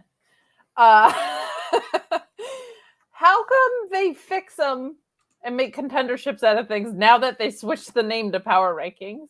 I was like, either make them make sense or make them Power Rankings. And they now always they did both. that. They always did that. They always made them like, oh, you're the number 1, so you get a contendership. They always did that. I think they've always sort of used it as anybody like 1 to that. 5 is sort of like you can make a claim to be a contender for a title. But now they're kind of saying it. Listen, I'm with you. They changed the name to it being Power Rankings, which is what I complained about for like 147 years. And now that they've changed it to just being like a heat chart, now it seems like the rankings make more sense. I don't know. Oh boy. I don't know. They don't make sense. We just run through them. We run through them because it's part of the AEW galaxy. And we talk. Guys, let's talk about the go home 3-year anniversary episode of Dynamite tonight. Dynamite. Skidoo. This show opens with the Shawn Spears Wardlow Steel Cage match. We get our MJF entrance as a special guest referee, a fantastic referee shirt. He's got the zebra stripes, but with the plaid, stripes in it. Fantastic. We also get Spears enter, and then we have Wardlow come to the ring. No music again, handcuffed, bought by security. And then MJF, pats him down. And he doesn't know where the key is. And that's when Spears sort of rushes Wardlow and puts the boots to him. Eventually, some double teaming happens. Yeah, that's right. They double teamed him. And then eventually... Takes 2 to get Wardlow. That's right. He's a big boy. Eventually, Wardlow is able to fight back. He breaks his cuffs. And then... Wardlow gets the C4 hit on him. Fast count, but it doesn't work. And he kicks out. MJF tries to help here. Spears goes for a chair shot. Wardlow ducks, and it waffles MJF with a shot to the face. And that's when Mr. Mayhem comes up behind the chairman, starts conducting the Powerbomb Symphony. Bryce Remsburg comes down to the ring to replace the official. And that's when Wardlow is able to get the pin with the Powerbomb Symphony, earning that match against MJF at Double or Nothing. He goes to Powerbomb MJF, but security is able to swarm the ring, and the heels get away. Wardlow powerbombs one of these guys into the cage, climbs up, and perches himself on the cage to point at MJF. It's pointing season. It's Double or Nothing. And that sends us to break. Guys, what did we think about this match? I think this is how it had to go, right? MJF would be incapacitated. That's the only way Wardlow's going to win. He's able to do that. And we're set up now for Double or Nothing. Kate, what do you think about this match? Well, I think MJF is a better referee than Rick Knox, which is a problem. Mm-hmm. But the match was fine. There were a couple of things I didn't love. One, I don't like that a steel cage match is that predictable. Like, there's just something at odds about that when something is supposed to be like that big of a field, that it's like that obvious opening a show, just kind of like doesn't sit right or something. Like, if you're going to put a stipulation on something, I feel like it should be a big deal, especially ahead of a pay-per-view. But the match itself was fine. Powerbomb Symphony is always great. I loved this story. I say it week after week. Like, it's so cool that Wheeler Yuta and Wardlow both at the same time just like got made into stars by stories. Like, that's super fun to me. Loved MJF's outfit. What a doofus. So much fun. Match was fine. I really like Sean Spears. I thought this was good. I'm very excited for the pay-per-view. I just felt like for a steel cage match opening the show, it's just weird that a steel cage match is setting up something. You know what I mean? Like, for something that's supposed to feel like such a big deal on its own, I feel like it's setting up a pay-per-view match feels a little bit weird, but it was like congruent with the story, right? Like, you're trying to keep people out. MJF's in there anyway. Like, it just makes sense. So, didn't love it, didn't hate it. This was perfectly fine. Nothing like blew me away here. All predictable, but predictable is good when it's good. So I'll take it. Schlong, anything you'd like to add? I liked it. I loved it. I want some more of it. Oh.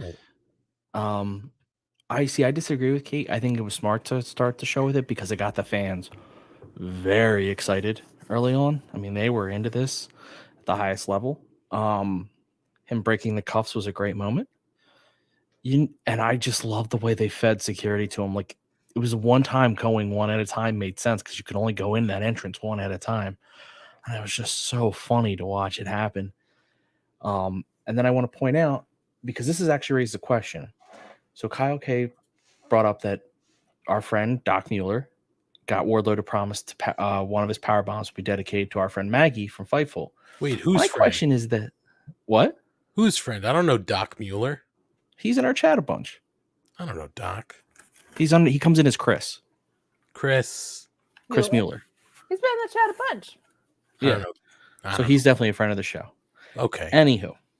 We'll count it. So my question, the reason I bring that up is that I saw many women tonight talk about wanting to take a power bomb from Wardlow. Oh. I'm just confused on the pleasurability of that. Like, I don't think that would be enjoyable.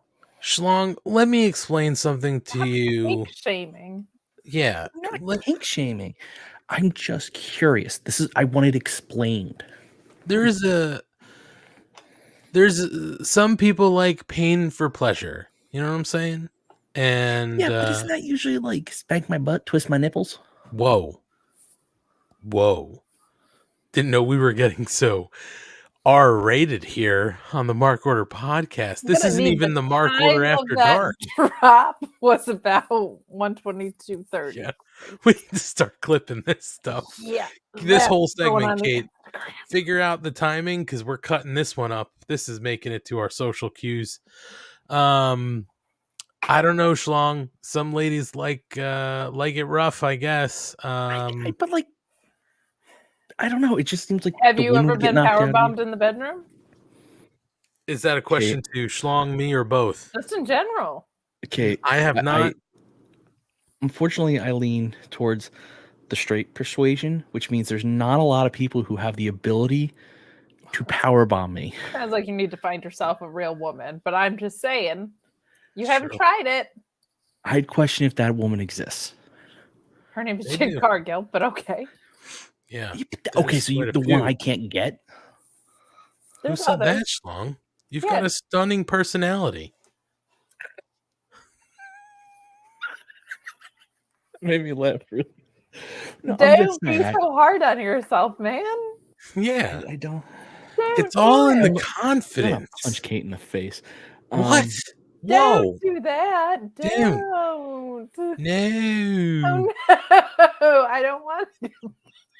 We're off the goddamn rails tonight. I don't wanna. Sometimes when Matt's not here, it's like we need to make up for it. I guess. Yeah, Schlong, I don't know about the whole powerbomb me Wardlow. It sort of sounds like Scissor Me Xerxes. Or 69 me, John. That's right. Oh, that was fucking great. I forgot about 69 me Don. Oh, 69 man. me, John.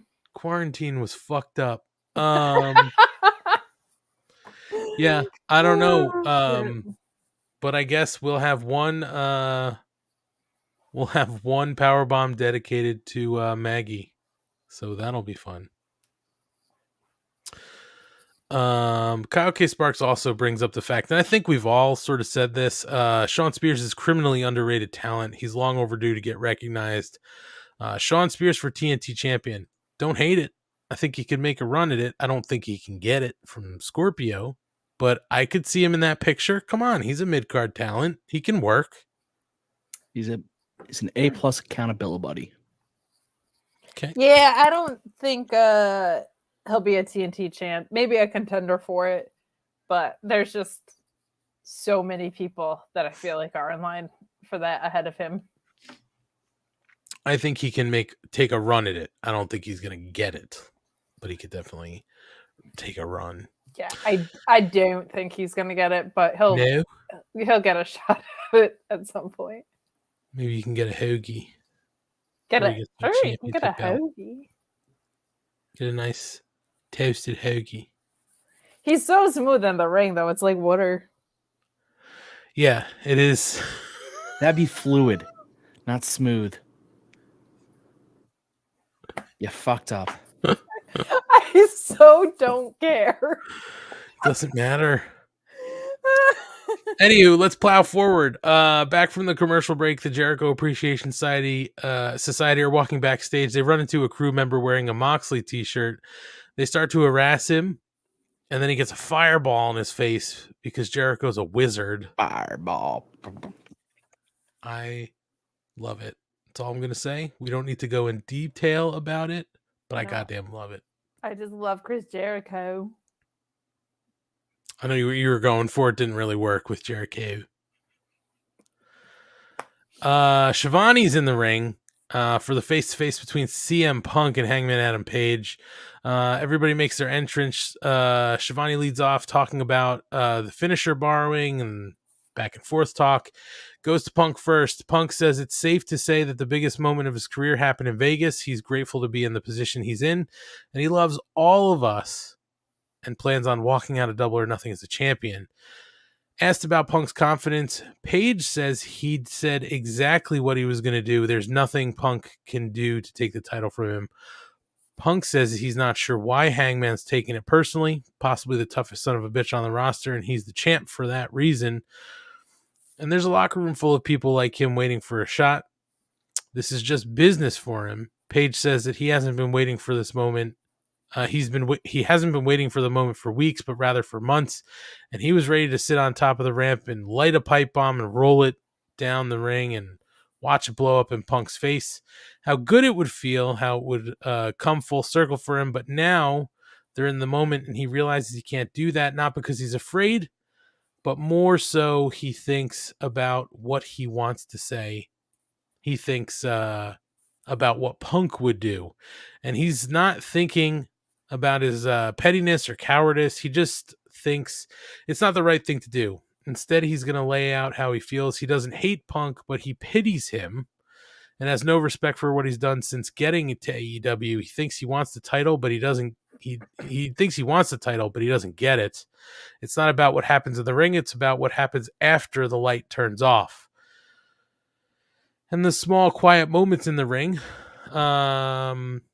Punk then talks a big game, but Page loves this place and cares about it, and this is his home. Sunday, he won't be defending the title against Punk. He'll be defending AEW from Punk. And Page hands him the mic back, and Punk says he still doesn't get why he's taking it so personally. He's confused by the whole thing, to be honest. He's talking in circles, if it's like some riddle, but if he's upset, he's here, and he has something to do about it on Sunday. And win or lose, remember that the roads Page traveled to get there, Punk paved them and chopped the trees down that made the lumber that made his house. AEW happened because he gave them the blueprint, and Hangman will shake his hand on Sunday. And as a matter of fact, he'll shake it now. And you're not mad at Punk, you're mad at yourself. Hangman refuses that handshake. Punk shoves him. Adam punches him in the face. And we go to a video package for Jade Cargill's TBS Championship defense against Anna Jay. So there's a lot going on here. I think we've kind of talked about the fact that we're seeing more of a heelish Hangman Adam Page here, and Punk is being this really bubblegum babyface character. And then I think we all pretty much have it Sunday that Punk will kind of full turn into heel Punk.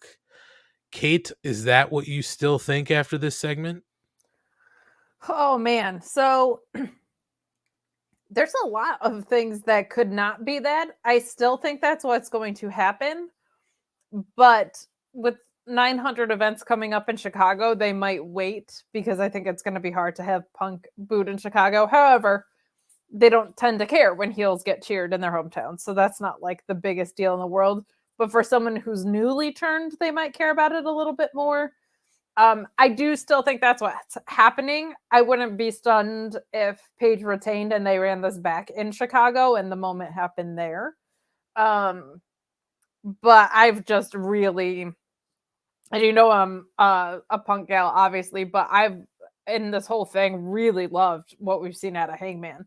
I feel like Punk has just kind of created this framework, and so much of the storytelling has been Hangman filling that in. Like, this is such a good, and Kyle kind of said it in the chat, but in my notes I had the same thing of like, if anything, this is so personal to Hangman. Like, the chase for this with Kenny was so personal. His defenses have been like like it is so personal for him, and then for Punk to say it's just business, like what a non-slap in the face kind of slap in the face with this. Like, I really, really liked the story. I loved Hangman kind of falling into Punk's trap and Punk just kind of like smirking about it. I really liked Punk saying like, no, I laid the blueprint for you to be this champion. Like, I loved all of that because it is in a lot of ways ROH talent on steroids here, right? So yep. I just thought it was great. I loved Paige saying that I'm not defending the title for myself. I'm defending it against you on behalf of AEW. Like, I thought this was so great. And the kind of like, I'm a babyface, but a little bit overly self-righteous stuff that Punk is doing, which is kind of like Cena playbook.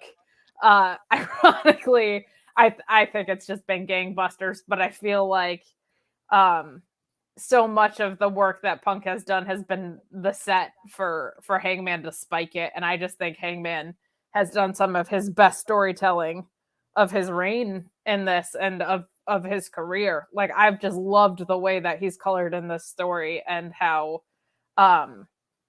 he went from being the most babyface to a babyface with a serious edge, and it's getting in his own way. Like, he is just crushing that. So I've loved this story. I feel like this is a textbook play on how you have two faces face each other in a title match. Like, I'm just so in love with the story. I think it's a blast. And this is really, I feel like the first extended period of Hangman Page's title reign that we're also seeing him not be this unsure babyface, right? Like, at other times, you know, he had the thing with Danielson, right? He never really came out like this, so cocksure about himself. Same thing when he had to fight Lance Archer. You know, he was sure, but he wasn't this sure. And now after those, you know, and really on to CM Punk, he seems damn sure about himself. So I find that refreshing too in this whole thing. The fact that he's not being wishy-washy, like, well, we're going to have a fight and I think I'm going to come out on top and it'll be great. No, he's like, I'm going to defend this thing to the death against you. And it's not really the title. It's the whole company against you. So I just love this version of Page too. And the fact that he's not being this, anxious millennial cowboy is refreshing. It's a little bit of an evolution of his character. And I love that. Because it's not really like what we saw of him in the Elite, right? Where he was this cocky young stud, right? He was unsure about his abilities because he didn't win that belt like he thought he was going to right off the bat. He wasn't a champion right off the top, and then he had to kind of come all the way back against Kenny, and then he had some tough defenses, and now I think he's more sure of himself. This is a nice character evolution out of Page, so I love that in this whole thing as well. And to your point with the Danielson stuff, it was like, well, he's literally the best wrestler in the world, right? So like, kind of underdoggy. And then with Lance Archer, it was like the sheer size difference in the style of the match. Adam Cole was a little bit more even playing field, but you're right in this, like, this Adam Page who's like, this is too important for me to like. It's been my favorite, and it's not just because it's Punk. I know that's an easy trap to think of with me, but it's my favorite work that Adam Page has done easily since the Danielson stuff. And I think of his whole reign. I think the 1 hour Broadway with Danielson will be my favorite match of that. But I think this has been the most gripping evolution of his character, like you were saying, in my opinion. I just have loved it. Schlong, you've been awful quiet. I know we haven't given you a moment to jump in here.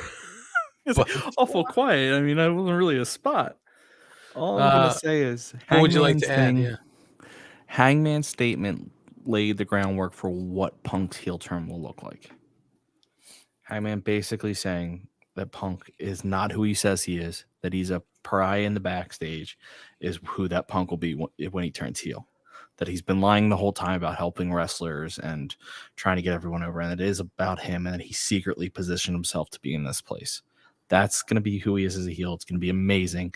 And Hangman seeing it is a nice thing too, because Hangman's not always portrayed as the smartest. So to actually give him something where he's like, no, I see what this is. I see who you are and what you've done. I'm going to really enjoy that. I think we'll get to predictions. So this might have swayed me a little bit in one direction. So we will see. We're going to get to our predictions in the match card that's announced so far for Double or Nothing a little later. But for now, we move on to Eddie Kingston and Jon Moxley versus Private Party. Before this match, Regal is at commentary. And then Jericho and the Appreciation Society make their entrance. And guys, clearly AEW Creative is listening to this show, because the past 2 weeks they've cut the music before the crowd can get into it. Fantastic. Jericho got on the mic and asked the crowd, cut the music and taunted the crowd. So they're going way full heel. Love it. This is what they needed to do.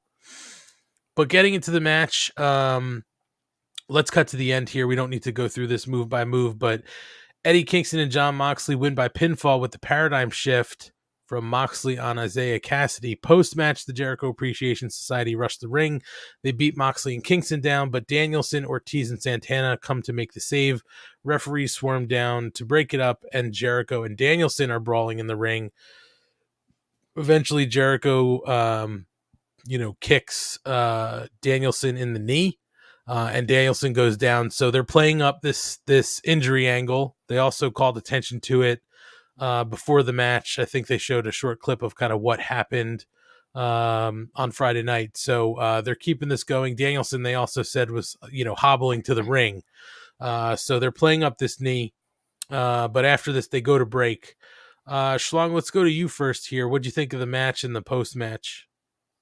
The match was fine. I kind of feel bad for Private Party. They're kind of like lost in the shuffle right now. So something's got to be done for them. But it was okay.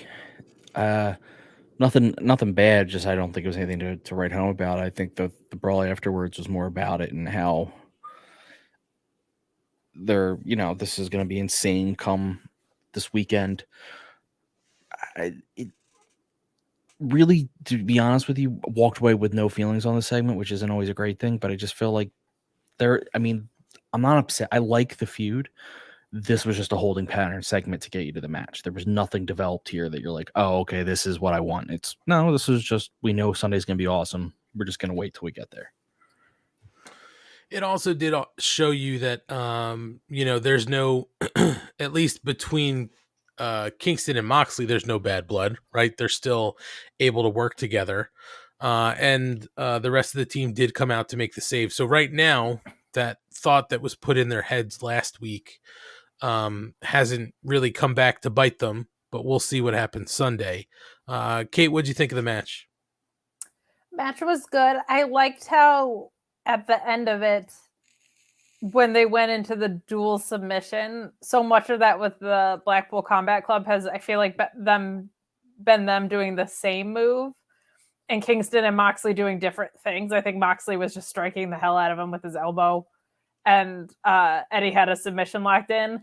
I liked it because they're not technically a part of the same faction, right? And Eddie Kingston is not following anybody, and Jon Moxley ain't following anybody's lead. So I really liked that little detail. Agreed. This whole Andrade family office thing is just not helping anybody. I think if anybody needs ROH, it's teams like Private Party. Like, I think those guys need to go somewhere where they can feel important until they're getting pulled up into title feuds instead of doing stuff like this. Like, this just isn't great. For a team that once did feel important, it certainly feels like they fell off, and like the Hardy family office wasn't working, and then they made it the Andrade family office, and that's not working either. Like, this just needs to be broken up. But match was perfectly fine. This felt very go-homey, like it just was. And I do love Jericho and Regal being on commentary together, though. They're so different character-wise, and having them on both sides of the feud on the table was just like, it was a blast on Friday. It was a blast tonight. Like, I just love this like British dude talking about everything super technical contrasted with a guy who is calling himself a wizard and talking about fireballs. Like, it just absolutely is everything that pro wrestling should be, in my opinion. So that was fun. But yeah, match was fine. I'm never going to complain when Mox and Eddie are in the ring separately or together. So. Well, it's certainly lined up Sunday, so we will get to that in a little while. Coming back from the break, we get a quick promo, video promo of the Owen Hart Foundation tournament, hyping up the remaining matches. And then we get into our Ring of Honor World Tag Team Championship match, FTR versus Roppongi Vice. For those who don't know, is Rocky Romero and Trent Beretta. And guys, how great we got Caprice on commentary for this one. Fantastic. I'm hoping they're feeling them out separately so that they'll just put them together. I mean, ideally I would like Veda Scott there, but like get Ian and Caprice jobs and commentary. Like, they're so different and so good together at what they do. Like, always love seeing those guys on national TV. Exciting stuff. Yeah, it was great. I mean, when they did the pay-per-view last month, Ian and Caprice did it, and it was great. I mean, I don't know why you'd break those guys up, so I'm hoping they still have jobs. I mean, if they're bringing them in to do TV, for these kind of one-off matches, I assume that hopefully they're in good shape. Yeah. But let's talk about this match a little bit. Fun match. We saw a lot out of Roppongi Vice here in FTR. Dax definitely playing up the injured ribs from his match in the tournament. As we get close to the end here, Rocky comes off the top rope for a strong zero. Cover. Wheeler breaks it up. And that's when we get Jeff fucking Cobb and Grado Khan run in. And the referee has no choice here but to go to a no contest for this match. Interesting thing here, guys. We don't see a lot of this in AEW at all. This is one of the few times that I can even recall them going to a no contest that wasn't like a time limit draw. So this is really one of the first times that I can even recall them doing this. and they're able to hit a tandem net breaker on Dax. Cobb hits Tour of the Islands on Rocky Romero. Jeff also follows it up with a Dr. Bomb that puts Harwood through the Timekeeper's table. Khan is able to set up a table and put Trent through it. So they are lining something up here. And I think clearly we're going into Double or Nothing, but we have to think ahead to the Forbidden Door in June. So this was a huge turn of events, in my opinion. I fucking love Jeff Cobb. So anytime we saw him very early on in AEW come in, remember he was a hired gun for the Inner Circle, I think. For one episode. Right. If it was one or maybe two, he showed up as a surprise and then he had a match. But I think at the time we all thought, if I can remember that far back, I think we all thought maybe Jeff Cobb was going to come in and work on, some sort of appearance deal. But I think he wound up having deals in other places, so it just didn't work out. That was also during the pandemic too. So I think yes. I think he signed with New Japan, and then it was like, well, he can't work both right. when you're in Japan and the States during the pandemic. Right. So I thought this was an awesome surprise. I will be happy to see how this works. It works into something, perhaps, because nothing has even been said about Forbidden Door yet. I think we have to get past Sunday. Maybe Sunday we even see some things leading to the Forbidden Door. Maybe some surprises. Maybe we get some surprises next week. Who knows? But this was the first surprise, if you ask me, and kind of leading to the Forbidden Door. So I had no problem with the match. The no contest, to me, wasn't a big deal because they don't do this all the time. Really, ever. And seeing Jeff Cobb and Great O'Khan, fucking fantastic. Don't know if anybody else wants to add something here, but Kate, I will certainly throw it to you first. Sure. The only thing really to add to me was just that the crowd sucked tonight. Like, I felt like this was a really fun, big deal, and the crowd just did not pop for it at all, which was really, really lame. I feel like this is something that's extremely exciting, especially for a smart crowd. They should have been off their rocker for this, especially because they wasted like a no contest ending on it. Like you said, they never do that. So like that automatically kind of signals that this is a big deal, right? But I'm very excited about it. I think Jeff Cobb is absolutely incredible.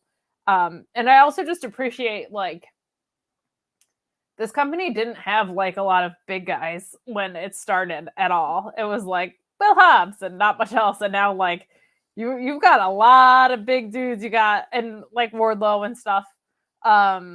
But you have Keith Lee now, who's maybe the biggest big guy. You've got now you've got Jeff Cobb kicking around. We saw Ishii, right? Like, they've done a good job of filling out different styles of wrestling for people. Like, it's a buffet, right? Like, there's some people love flippy do stuff, and some people love FTR, and some people love big meaty men slapping meat. So they've just gotten, I feel like, much stronger at offering stuff that's across the board for everyone. So, and it just makes stylistically things so fun, right? Like, we could get Keith Lee versus Phoenix. Like, what world are we living in?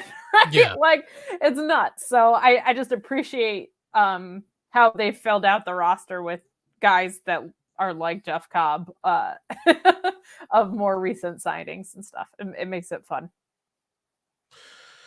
Schlong, anything you'd like to add here? Just a little bit. We'll call it like a Roppongi slice. So I'm gonna be honest.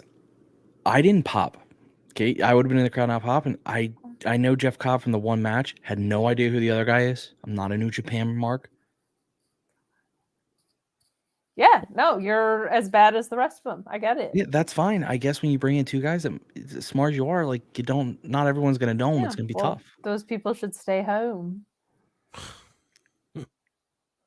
Stay home. Okay, you're You should be able to Roppongi splice this together, is all I'm saying. Oh no, please. I'm just that versatile, guys. I can play both sides here.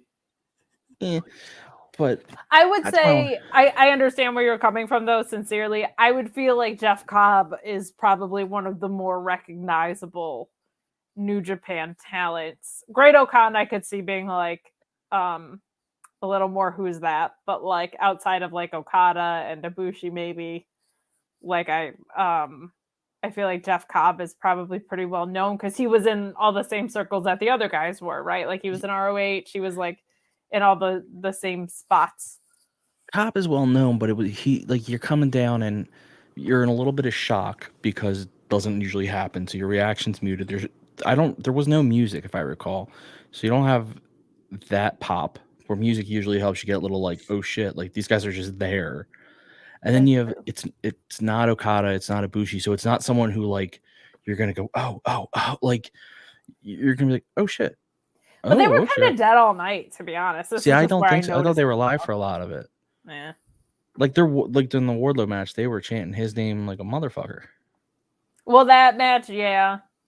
Not a lot. I guess there's a lot of like dead air during women's matches. But you know what? This also was a go home, so maybe that's unfair. Like you probably have a weird crowd there tonight because like and like Eddie Kingston versus Private Party isn't gonna be like Eddie Kingston and Mox versus Private Party isn't like, oh my god, this story, right? That's a pawn in a story. So that's a harsh criticism on me. It's not a knock on Cobb or Great O'Con. It's more just like I don't think they're the type of guys without music that suddenly pop up and the crowd's gonna go wild for. I think they're a slow burn. They're someone like the more you think about it, the more excited you get.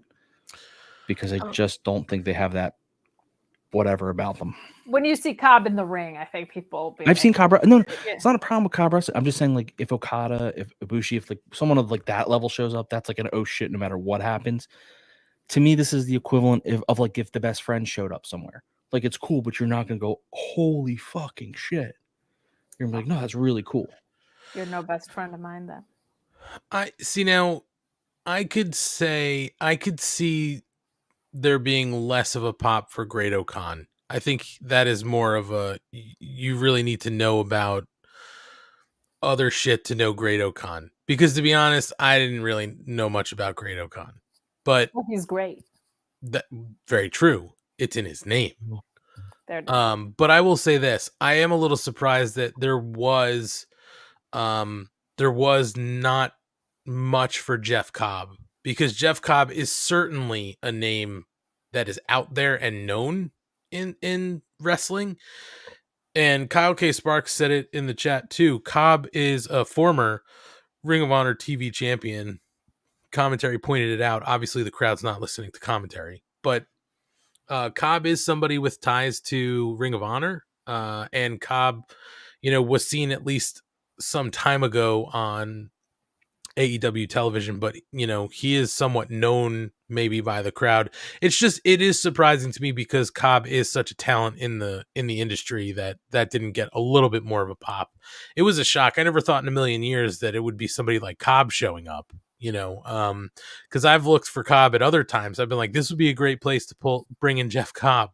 And they didn't. Like, if they brought Jeff Cobb in as the Joker, like that would have been great.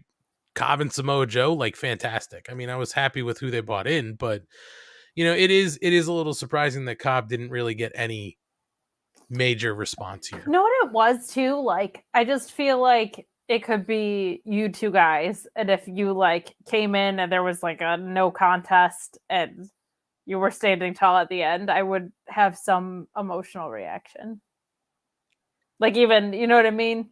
But sometimes lack of reaction isn't a habit when you're in a little bit of shock at like what just went down. Again, I don't know how much people know about Tony's Irish cousin, so like they may not know a lot about O'Con. And you have Cobb, who is, yes, he's awesome, but how do I say this?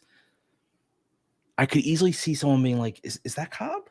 Is that like his look is distinct but not distinct at the same time? Like, and there's a lot of guys like that. There's only a few guys who you see them, you're like Cody with his blonde hair, you're like, oh, I know who that is.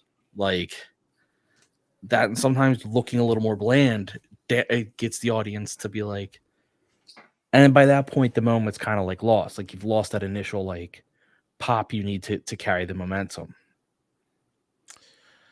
Yeah, I mean, listen, I'm just interested in seeing where they go from here with Cobb and Great O'Con. Tony's cousin. You know what I've noticed tonight, Ant? By the What? way, your attempts to make fun of me every I'm now and not. again when you're every now and again when you're not doing that though, mild speaking has come into your words like because I guess you're just doing it so much tonight. It's been kind of fun to notice. He's noticed it. Yeah. I don't think you're making fun of him. I think No. CM Punk told us Mhm. imitation is the sincerest form of flattery. That's right. Last CM week. Punk taught us that. Yeah, Phil did. It's gonna have to become more insufferable to counteract this. I hope you guys realize that. Thanks, Phil. Yes, I do realize that you don't have to hope it. Yeah, you don't have to hope. No hope. No Hey, hope. we're gonna have a talk about things I'm canceling. Oh no, not the PC police. Oh no. Damn it, you beat me before I could pull it up. So I'm not going to now. Moving on from this, we get a Hardy Boys promo on the Young Bucks. I'm not going to go through everything here, but they're talking basically about how they've always been better than the Bucks since birth. Guys, this was the first time I feel like... Kate, what are you doing over there? Yeah. Drawing on yourself? Are you giving a tattoo? I gave myself a little tattoo. Okay. I was just very curious. Sometimes I write reminders on my hand so I don't forget things. Okay. That's Just the way you rushed to do it. I was like... Yeah. I thought you were writing on something to show in the camera, but... Me too. I was kind of like, we've... So far, my notes that I wrote on camera say Monkeypox, 23 Skidoo, a story that I want to tell you about off air, and then 2 timestamps. One being Ryan saying, like, twist my titties and spank my ass or whatever. It was spank my butt and twist my nipples. I was polite about it. Okay. I was polite about it, he says. Cutting back to this promo, guys, this was the first time I feel like we've heard the Hardys admitting they're on their final run. Jeff made mention here. He said something to the effect of they're not in their prime, they're in over their prime.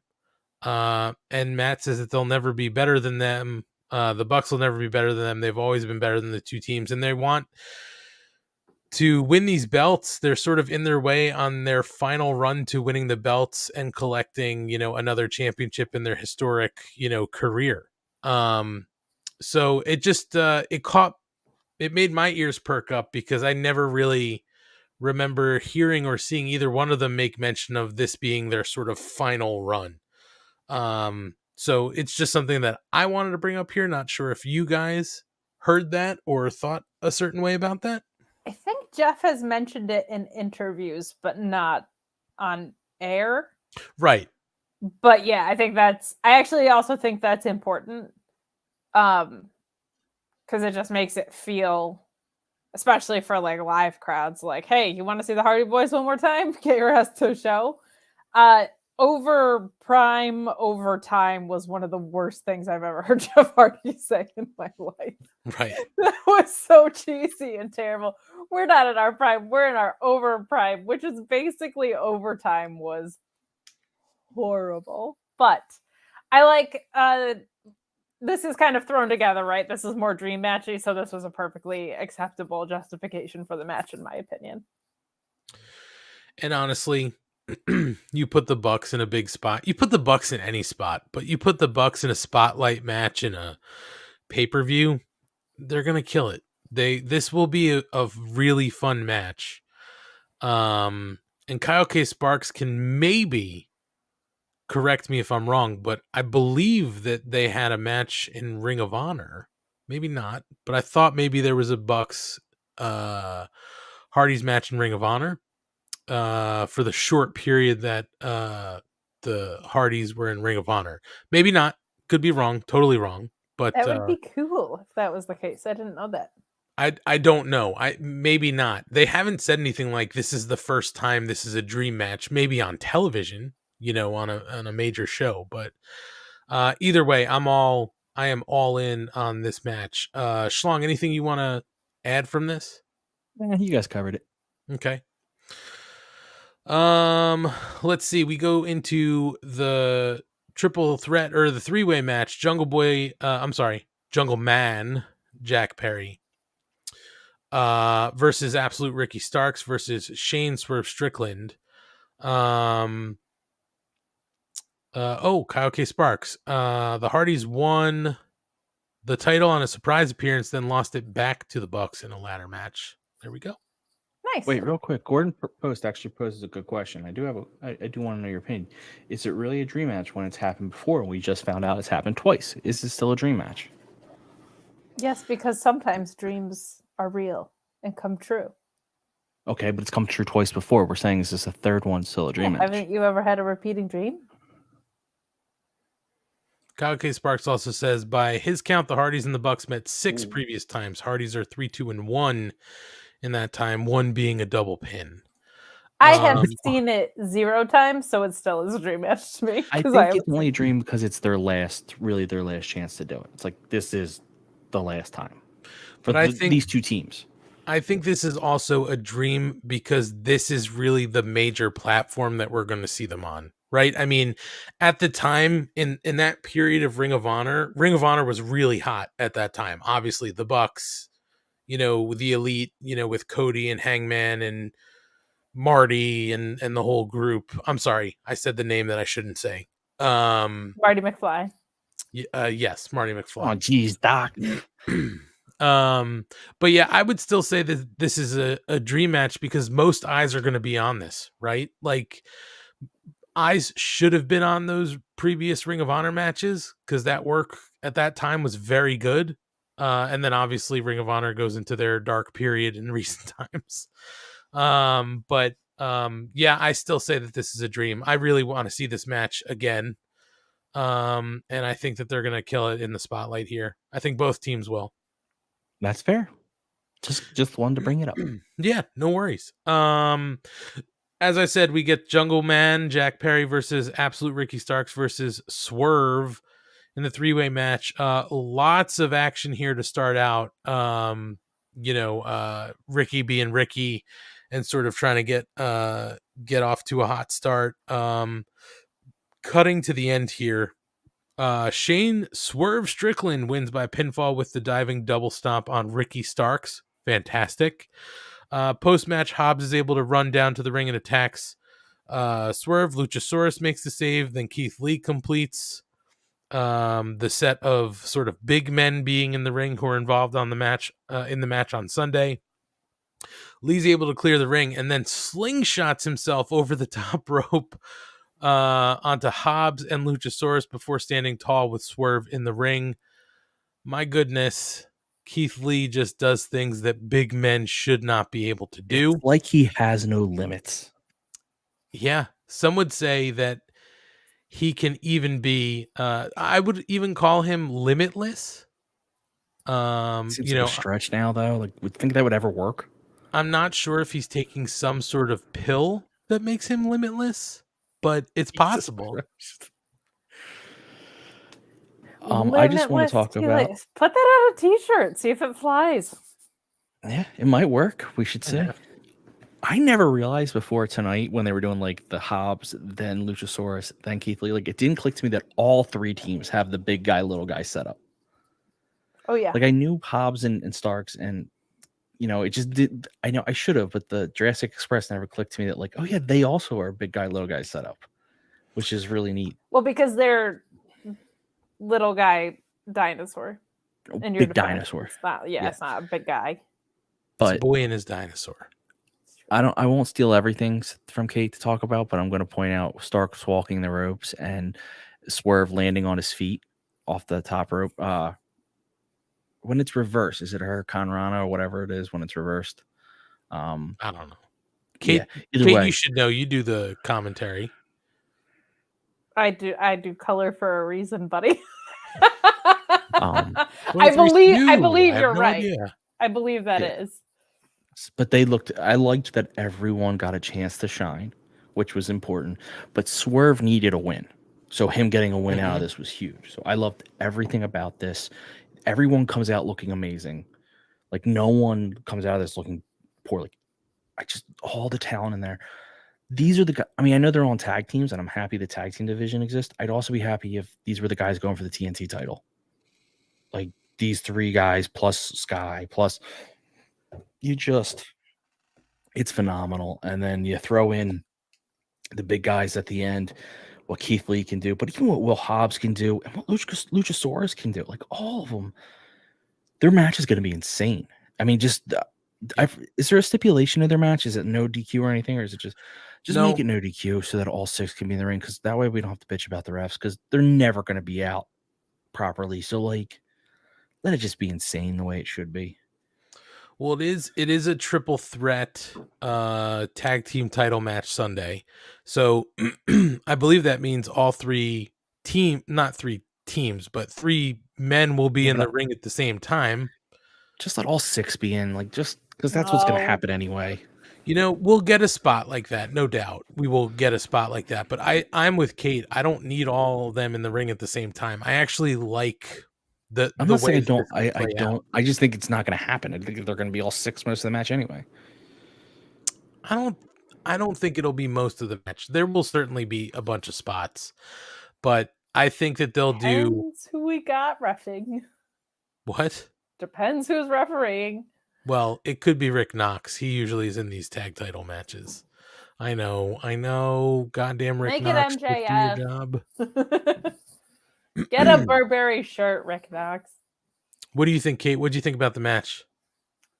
Loved it. What's also cool is that each team has a little guy, big guy dynamic, and with all 6 of those guys, they also all kind of have their own style, which is like kind of insane and very impressive when you think about it. Like, I love this. Swerve definitely needed a W. I'm a little confused because I thought it was very possible that they were going to win the tag belts. And to repeat that, unless there's going to be a big guy match on Rampage, which would rule. I don't know if you do that. Like now it kind of feels like Jurassic might retain, which is fine, but I'm just kind of over this tag run. And I think you want Swerve and Keith Lee to have gold on them very soon. And I don't think there's a lot of other room for gold on Dynamite for them. So why not was my thinking, but I'm not going to complain regardless of what the result is because I just think it's been so great. My only thing is I feel like it is time for Jurassic to drop, and I feel like Proud and Powerful is just nowhere near the picture here. So that's frustrating, but the match itself was fantastic. Ricky Starks is one of the like most mature wrestlers in a sense of that, like everything he does is so fundamentally sound, but also creative. Like he has some really creative offense, but it always makes sense. And his basics are always there. So much charisma. Absolutely loved this match. Swerve is absurd. Like his athleticism is insane. And Jungle Boy, I mean, what else can we really say about him? So I think this is really fun. I hope they on Rampage flip it and do the big boys. I think that would be really fun. We do have a match card we'll run through really quick for Rampage later. I don't think we're getting that, but I don't actually mind that. I know we'd like to see it, but I don't mind that we wouldn't get that because that's sort of out of the Fed playbook. You know what I mean? Like where they do these like solo matches before the tag match. It pisses me off a lot. But kind of, but that one I would want to see, but at the same time doing that match and then having a pay-per-view 2 days later might be like physically a lot to ask. I mean, those are some big boys. I mean, tonight when Keith Lee went over the top rope, I was like, please don't hurt yourself. Yeah. Please don't hurt yourself. He's unbelievable. Like he really is just like such a special wrestler. Unbelievable. Also, the Swerve for Glory, the new name Swerve for Glory that they have for that tag team is perfect. Beautiful. We get a quick promo by Men of the Year. Dan Lambert is basically saying Sammy's an idiot. All that really comes out here, we're not going to go in deep here, Schlong, no worries. But what we do find out is that Friday night, they'll have a custom TNT belt for Scorpio Sky presented on Rampage. We then go to Thunder Rosa being interviewed before her big match on Sunday against Serena Deeb. Oh, yeah, I knew that was coming. Hold on, It's I gotta just the switch wrong background. color, Schlong. Well, I don't have a red one. You should Red have on a hand. cowboy hat of every color. Hot pink is what you believe it should be. So Thunder Rosa is interviewed. She says this is the real her. She's grateful for being the women's champion and calls Deeb out as not being championship material. And maybe she should look in the mirror and blame herself. The face of Thunder Rosa used to look out for her, but not anymore. And on Sunday, the war paint will be on, and she's going to teach Deeb a lesson of respect. And we go to break. Now, guys, I felt like this was one of the better promos that Thunder Rosa has given, mainly because it seems like she slowed down a little bit and was able to get her words out. And that's not a knock against Rosa. I think sometimes in the past when she's done this, she's thinking quicker than she can get the words out. And tonight she seemed to slow it down. The only critique I have for her is when the crowd starts to react in some sort of way, she's just got to keep going. She can't just stop. She's just got to keep going through it. Of course, like, there are moments when you stop, when the crowd is relentlessly chanting something, like with MJF sometimes, and he stops and he's like, yeah, okay, shut your traps, or Jericho's done it before. Like, yeah, in those moments, yes. But tonight there was like, I don't know why she stopped a couple times. The crowd wasn't really doing anything crazy. They just started to sort of yell stuff, and she sort of stopped and, took a second. That's my only really critique here. Production-wise, they did hit her music before she was finished, but I was fine that they let the music just continue to play and she finished. You know what I mean? Like, it was one line she had to get out, and the music just played behind her. Didn't mind that. My favorite part of this promo, because I didn't mention it, my favorite part of this promo is she said she was going to stand up for Shivani on Sunday against Deeb. And somebody's got to goddamn do it. So thank you, Thunder Rosa. Hell yeah. Schlong, I want your opinion on this first, because as Rob Humphrey said it here, you're on fire tonight, keeping the show fun. Don't fucking encourage it. I also take a little bit of umbrage with that, Rob Humphrey. I think we all make this show fun. Don't just give it to Ryan. Well, partners, both of us do too. Let me mosey on into this conversation. Mosey in. This was what she should have had weeks ago. This was important. She needed this promo weeks ago. What's what we wanted. I didn't mind the music, her talking over the music, because her music is badass, so it just made her sound badass. This was perfect. It was a story. It was her sounding the best she sounded since she won the title. Again, this is what we should have had the Dynamite after she won it. One of many, Asian Joe. One of many Schlong Sims. Schlimps, as we call them. Schlimps. We have lots of schlimps. Better than the blimps that That's gonna be a t-shirt. But yeah, they should have done this to Dynamite after she won the belt. This is what people wanted when she came out that first time. She actually is a good talker when she's not trying to, like, when she's allowed to actually just go and cut a promo and not fit into like a weird segment that didn't work. So I've been okay the last 2 weeks, and Deeb's wasn't as strong, but I liked the substance. Thunder Rosa's substance was just as good, but it was a stronger promo. So at least now we have a good story going into this match on Sunday, and the match is going to be awesome. So this whole thing just hit really well for me. She had that cool cowboy hat on, and well, now I like them. Well, Kate, follow that up. Oh, you want me to mosey on in now? Mosey on in with your thoughts. I really, really liked this. This was, like Ryan said, that was my biggest thing of like, this should have been the top of the championship reign promo that we were all asking for. And instead we got cake.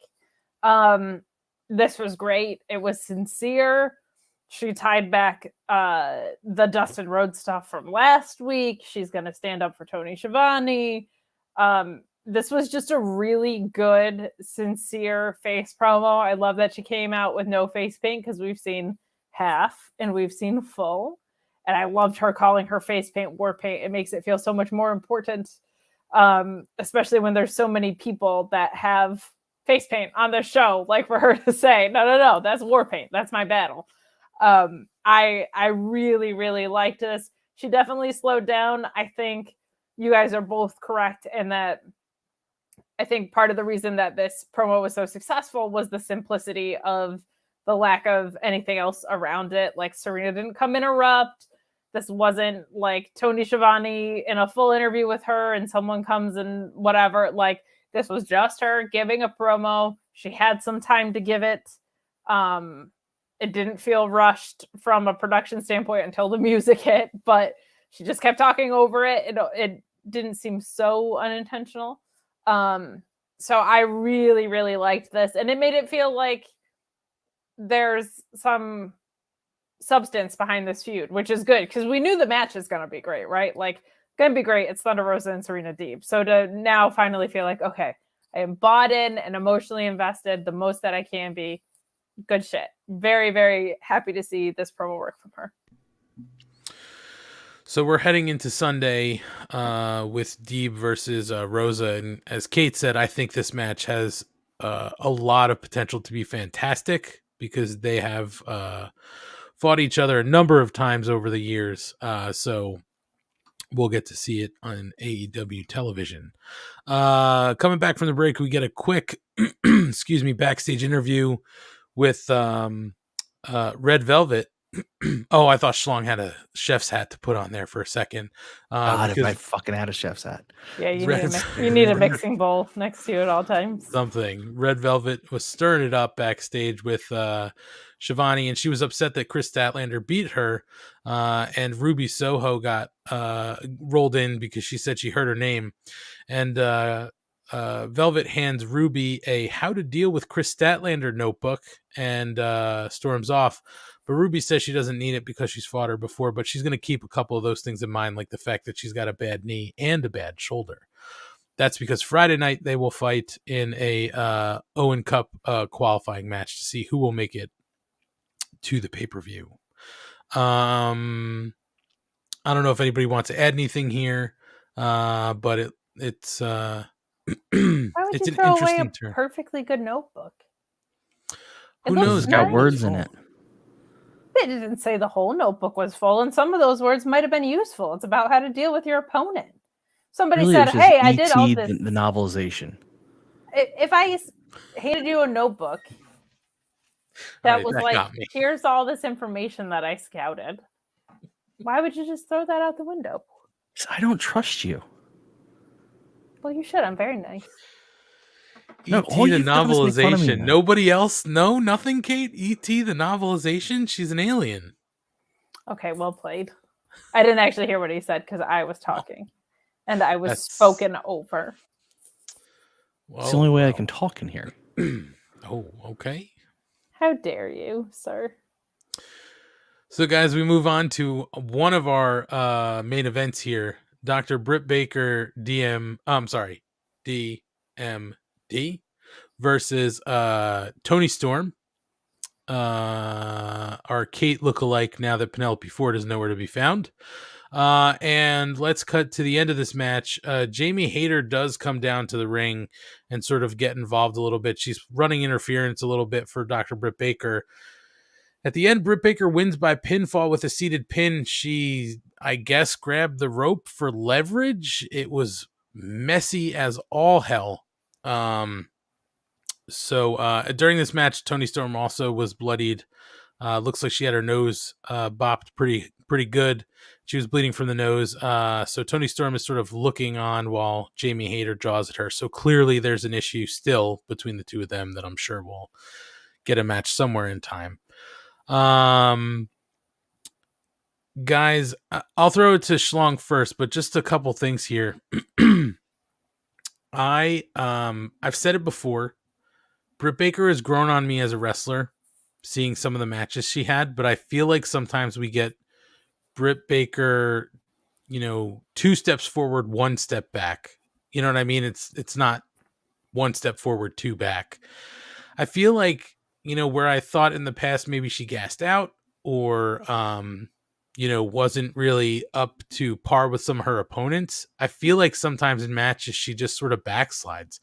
I felt like this match was messy tonight. Either they weren't on the same page with a few things. Like there was an awkward moment where she was, they were outside the ring and Britt Baker was putting Toni Storm's head, like hitting it on the mat. And then she tried to roll her in, but Toni Storm didn't really roll in. And then she half rolled in and they were back out. It was just, there were really awkward moments. And the finish to this was also awkward. And I just can't tell if it's Britt, if it's the talent that's in there with her, which I don't know because Toni Storm is pretty good. I just don't know what it is where I can't still settle in on Britt being like this great wrestler because we see really great matches out of her. And then we'll see other matches where it's just like sloppy and messy. I don't know. I'm still maybe not 100% sold on Britt Baker. She's definitely one of the better talents in this division, but we see these matches out of her sometimes and I'm just like, what is going on? This was sloppy to me. It was just really sloppy and the finish was weird. She was trying to hook the leg and grab the rope and she couldn't do either one. It just, I don't know. Well, Asian Joe has a comment that I do believe is true, and I think it explains a little bit of that ending. It looked like Hayter was supposed to get to the rope quicker to help Britt with the pin. I think that's the case. I think Hayter was supposed to pull Britt to the ropes and be like, instead of Britt going for the ropes. I don't disagree with that, but still, like, there was that awkward moment where she was trying to hook both legs, right? And like it didn't, she couldn't even grab the other leg. Like at that point, just forget about it. Grab the one you've got and then get to the rope. You know what I mean? Like, I just feel like you have to be aware of like what's happening in the moment. You know what I mean? Like, does that make sense? Like you're trying to grab the other leg. You can't get it. Just bail on it.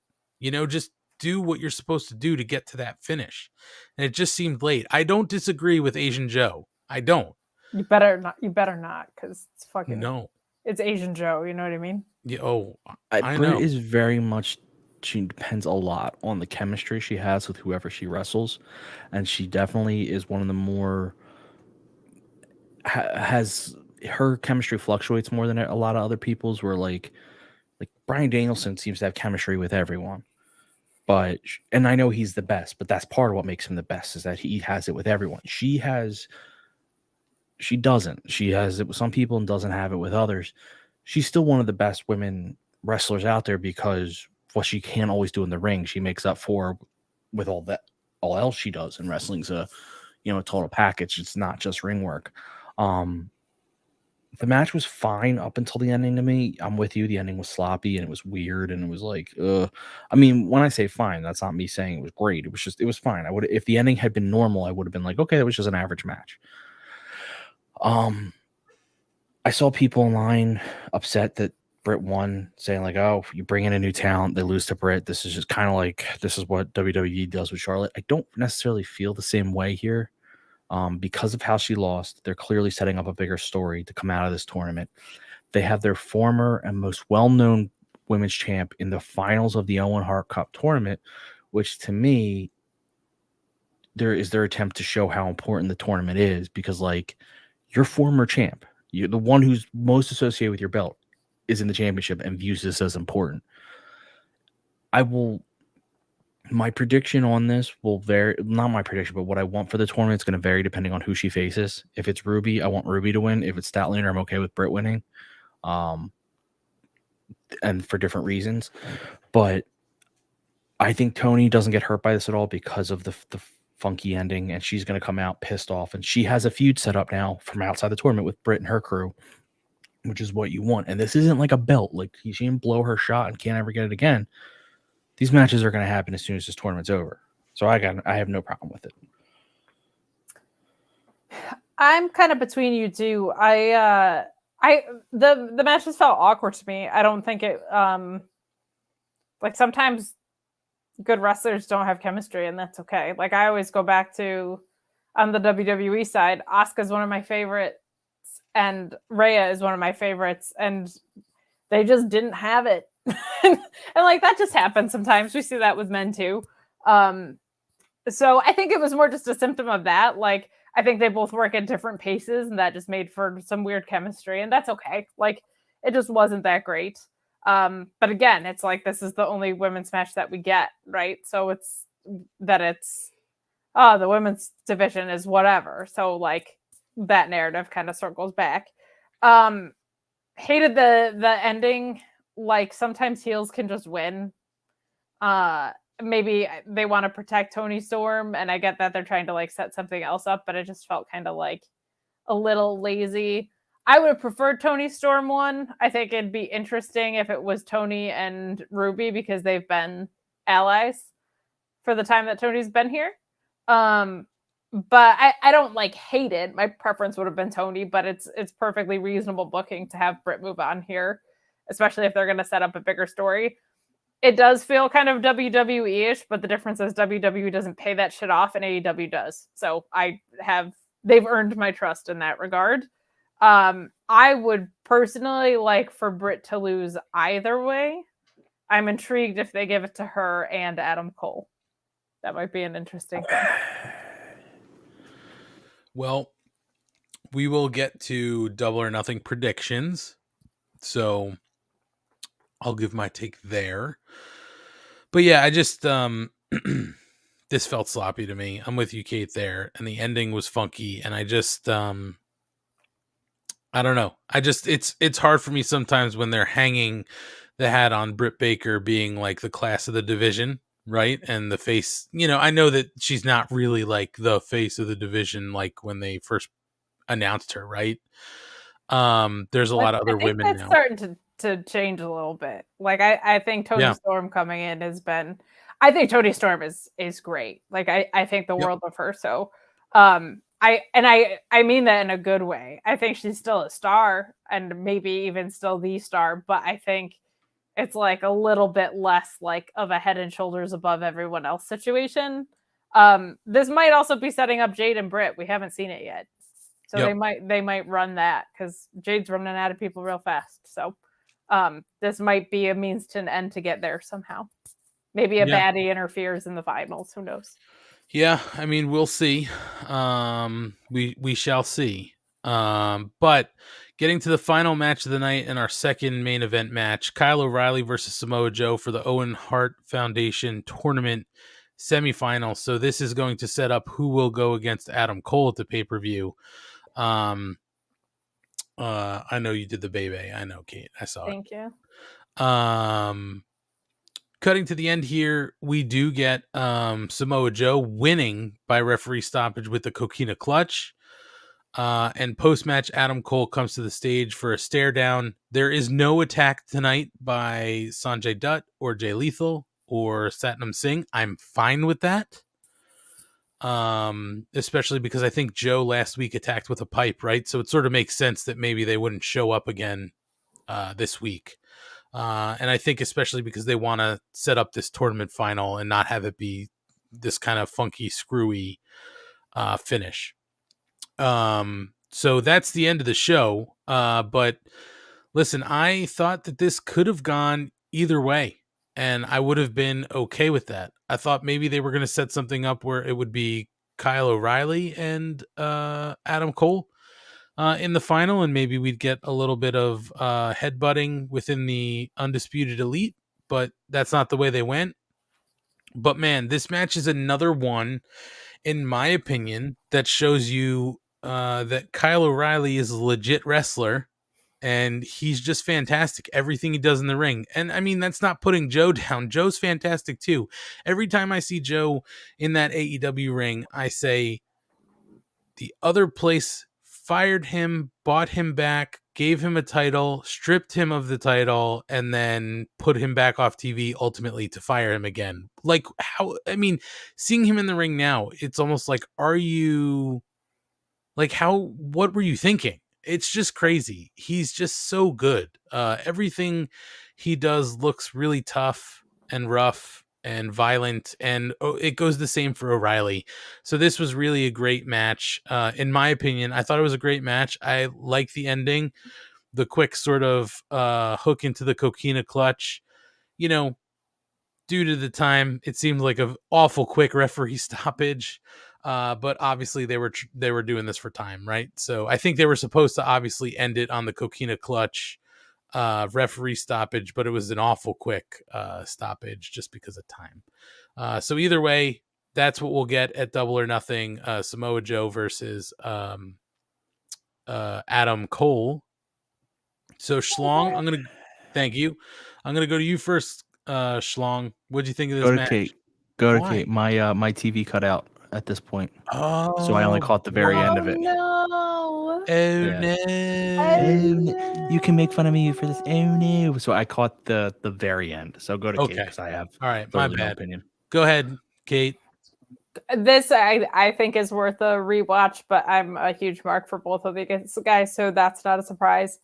I loved this. I've talked last week about how much I loved their ROH match. There's something really cool about the impact with which Joe will just stop you in your tracks, right? Like either with a chop or whatever. He's so menacing that you can buy that. And Kyle O'Reilly has a really specific, unique to him sell where it's like a delayed sell. And I love that because sometimes actual pain kicks in like a couple seconds after you. If I bang my elbow, sometimes that's not immediate, right? It's like a couple seconds go by and you're like, fucking ow. So he does that a lot and he's really good at it. And I feel like Joe being so high impact and his specific style of selling is such a great combination. I really, really, really like it. We talk about styles making matchups when they're different and you're in command of them. The other side of that is styles that are kind of similar. These guys just beat the hell out of each other, and that's really fucking fun too.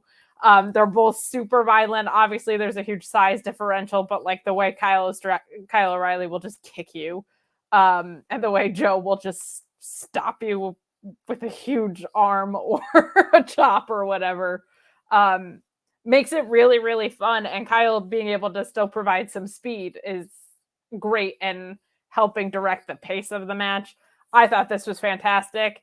I love matches that feel like they could go either way. This was definitely one that could. This was a really smart way to book out this tournament because I'm very interested in seeing Samoa Joe versus Adam Cole. I would have been interested in seeing Kyle O'Reilly and Adam Cole again. And their storyline implications on both sides. So I think that Cole versus Joe is going to be an absolute blast. And I loved this main event. I was anticipating I would, and they still found a lot of really fun ways to surprise me with stuff. But the thing that clicked in the most for me was like the way Joe is so brutal in his impact, and the way Kyle O'Reilly sells is just like a magical combination to me. I absolutely loved it. And I didn't mention it, but great storytelling in this match too. Joe had his arm taped up, selling that he had an arm injury and he was basically working with one arm due to the, strain that he's taken from the attacks and also just the tournament, right? And at one point O'Reilly did tear the tape off and start to attack the arm. So that's going to be something else to think about going into the tournament, right? So Cole knows that. So we'll see how that plays out. That was just fantastic storytelling. And they did make mention here that this is going to be the first time these two are squaring off against each other. They didn't get a chance to do it. Kyle Sparks said it in the chat. They didn't get a chance to do it in Ring of Honor. And Gordon Post also mentioned that, they looked like they were setting up Joe versus Cole in NXT, but then, it never happened. So this is, for some, a dream match. And I think that this will be a really fun match and it should be a great show. Both of those guys are great wrestlers. Honestly, I feel like this could go either way too. I think Adam Cole takes it, but I wouldn't be shocked if Joe won it. So that's super fun. Yeah, we will talk about, I'd like to, I'm going to expand on it a little bit when we get into sort of our predictions for the pay-per-view, but there's a couple ways I think this could go. But either way, Schlong, I don't know if you want to talk about the finish. I know you said you only saw the finish. If you have any comment on the end of this. No, the finish, from what I hear, is the weakest part of the match. So, it wasn't necessarily. It did feel rushed. So. It wasn't necessarily weak. Like, I think it was the way it was supposed to go, but it's just like clearly, for time, like, who was it? Remsburg was just kind of like O'Reilly, like, and he kind of like O'Reilly had just shut his eyes and he was like, hey, oh, that's the match. Like, You know, it was quick. And you're out. But so guys, really quick, the card for Friday night's Rampage will be Bryan Danielson versus Matt Sydal. We're gonna get a test of if Bryan Danielson's gonna be 100% by the time he gets to Sunday. We're gonna have our Owen Hart Foundation tournament semifinal in the women's division. Ruby Soho versus Chris Statlander, and that will determine who's going to face Britt Baker at the pay-per-view. We're gonna get Scorpio Sky get his new championship presented to him in the ring. I'm sure that that's going to be setting up something perhaps for the pay-per-view. Maybe they're going to add that into the pay-per-view, maybe not, who knows, between him and Sammy. And then we're going to get the Young Bucks in action prepping for their match at the pay-per-view. So that all being said, let's talk a little bit about Double or Nothing. Double or Nothing, for those living under a rock, is taking place this Sunday in Las Vegas at the T-Mobile Arena.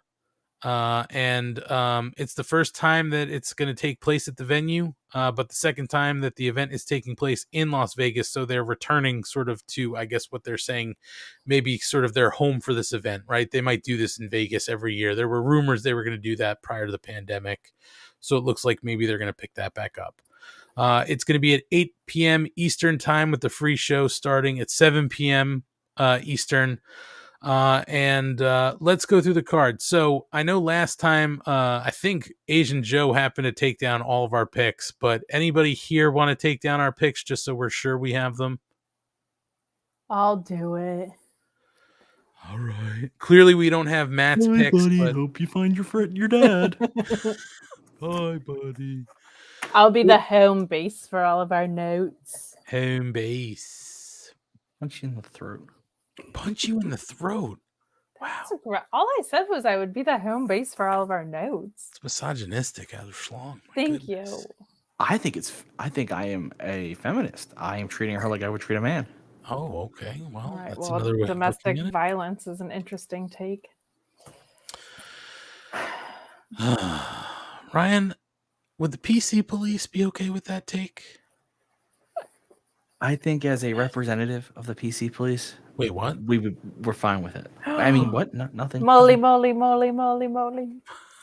I'd like to chop it up and make some guacamole. Moly out of it. All right, guys. So let's run through this. I'll go bottom up from the card that I'm looking at, and if I'm missing anything, we can do our picks offline, and we'll talk about next week, or talk about them next week. We know that we're getting Hook and Hookhausen versus Nice and Smart Mark Sterling in the pre-show. Schlong, let's go to you first.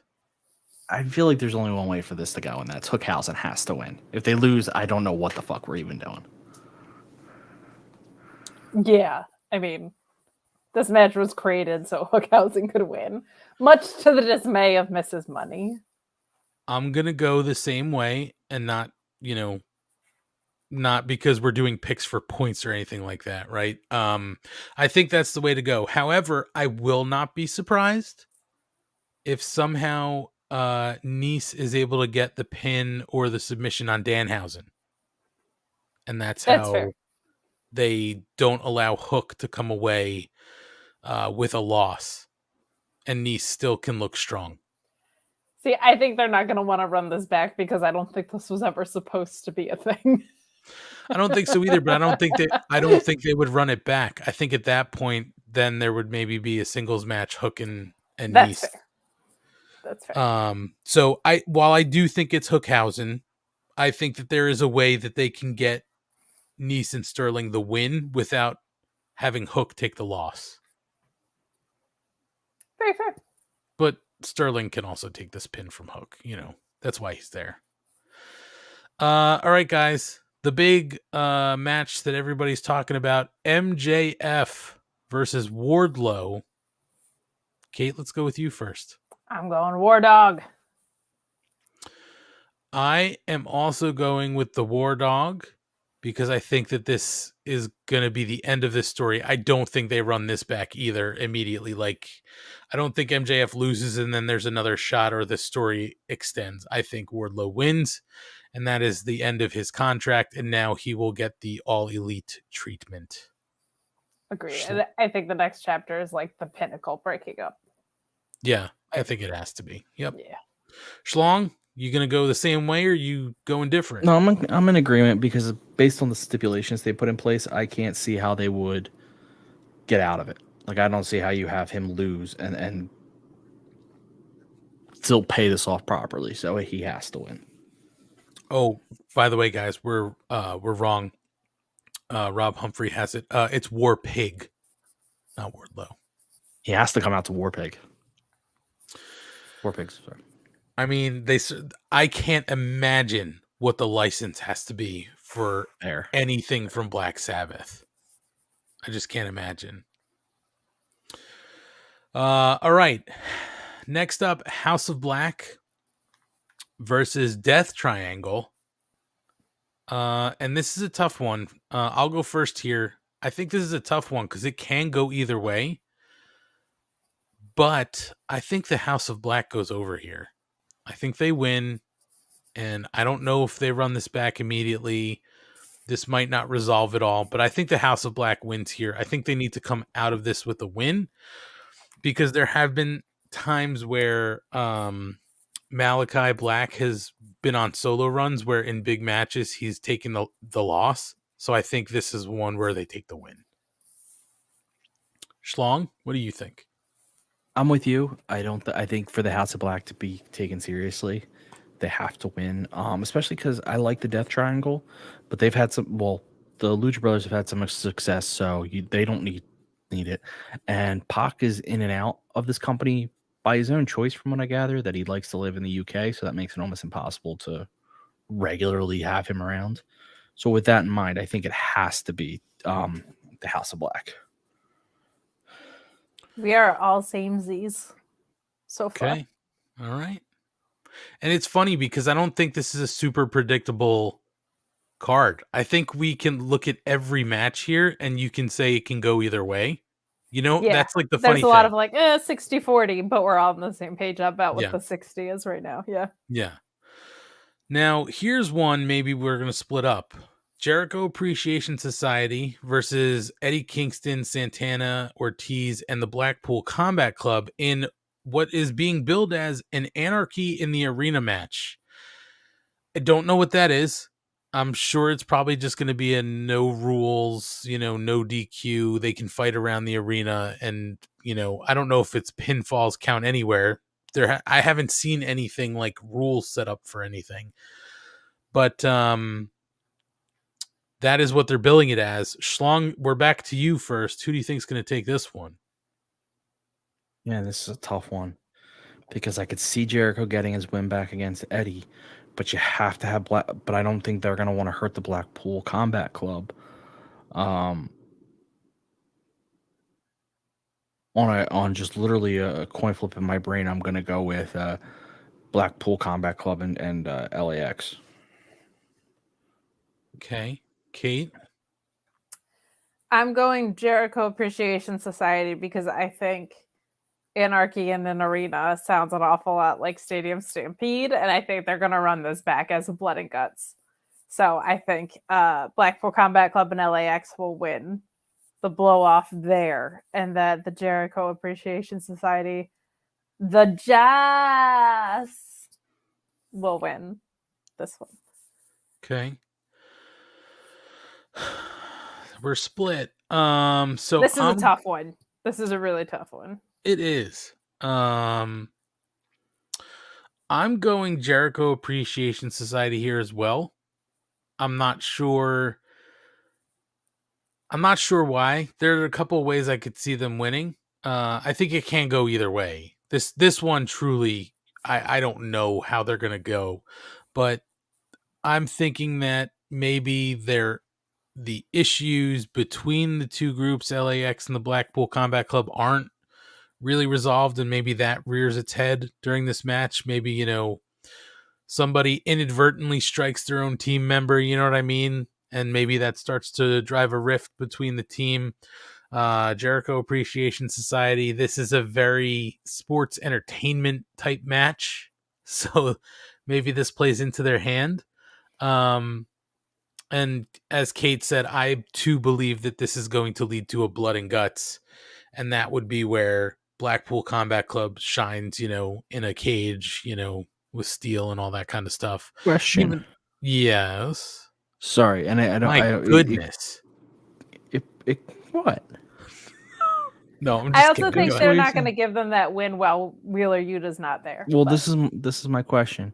So when Wheeler Yuta's around, the BCC and the LAX outnumber the Jazz. If I'm doing the yes, is there anyone on the roster? And I'm going to take in roster, but is there anyone on the roster that could join the Jazz, show up for this match? So the numbers game is what gets to them in this match. Is there anyone that you could think of that would do that, or do you think that's just completely unrealistic? Or I don't think that plays into this.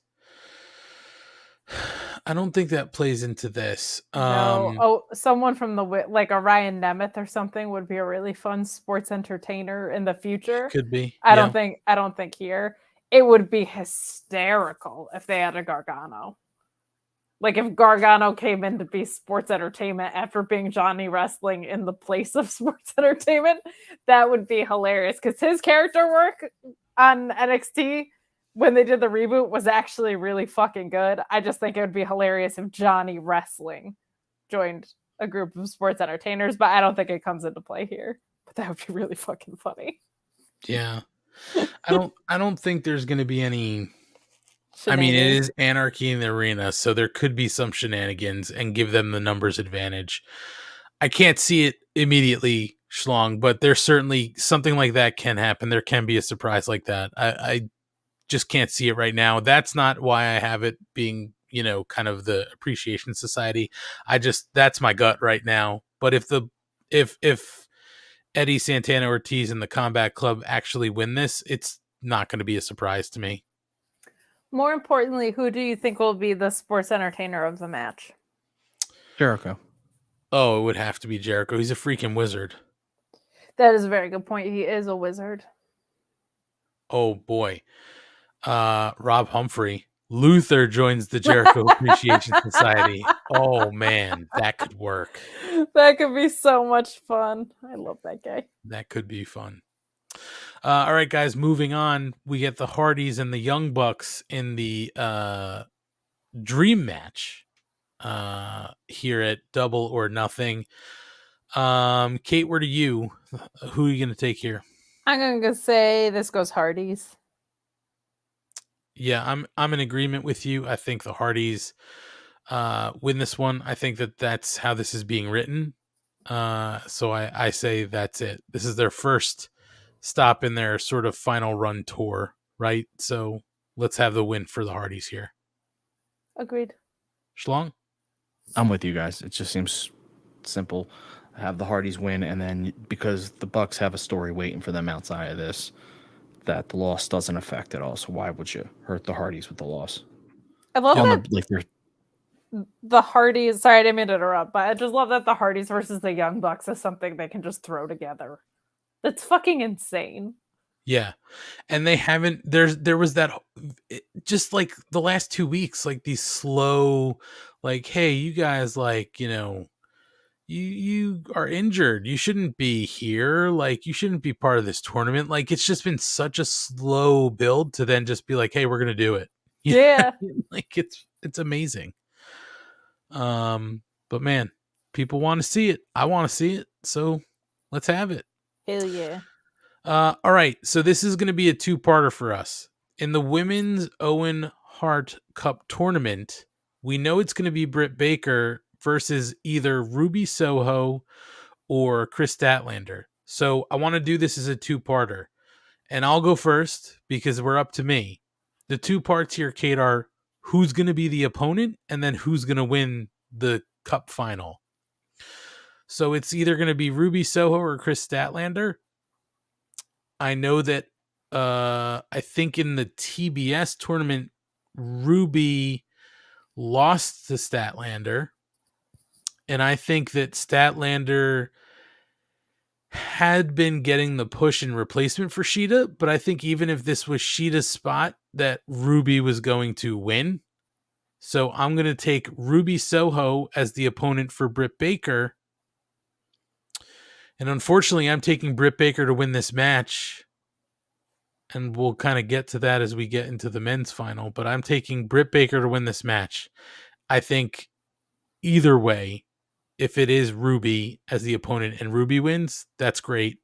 I think if it's Statlander and Statlander wins, that's also great. But I think it's going to be Britt. So Schlong, we're to you. Who's going to be the opponent and then who's going to win that match?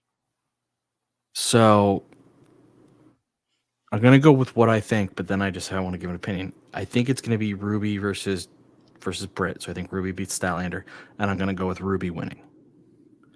That being said, I think Ruby has to win, because if Ruby loses to Britt again, it's like, okay, firmly established she's just not at that level. Statlander could lose to Britt, and people would be like, well, she's still young, and she wasn't supposed to be, like, they could frame it that she wasn't even supposed to be in the tournament, which is why I'm like, okay, if she loses, if you're going to have, this is my one caveat, and then I'll move on. If you're going to have Britt win it all, I'd rather Statlander lose to Britt, because Ruby losing to Statlander is new versus Ruby losing to Britt. Kyle K. Sparks corrected me. I had it backwards. Ruby beat Statlander in the tournament.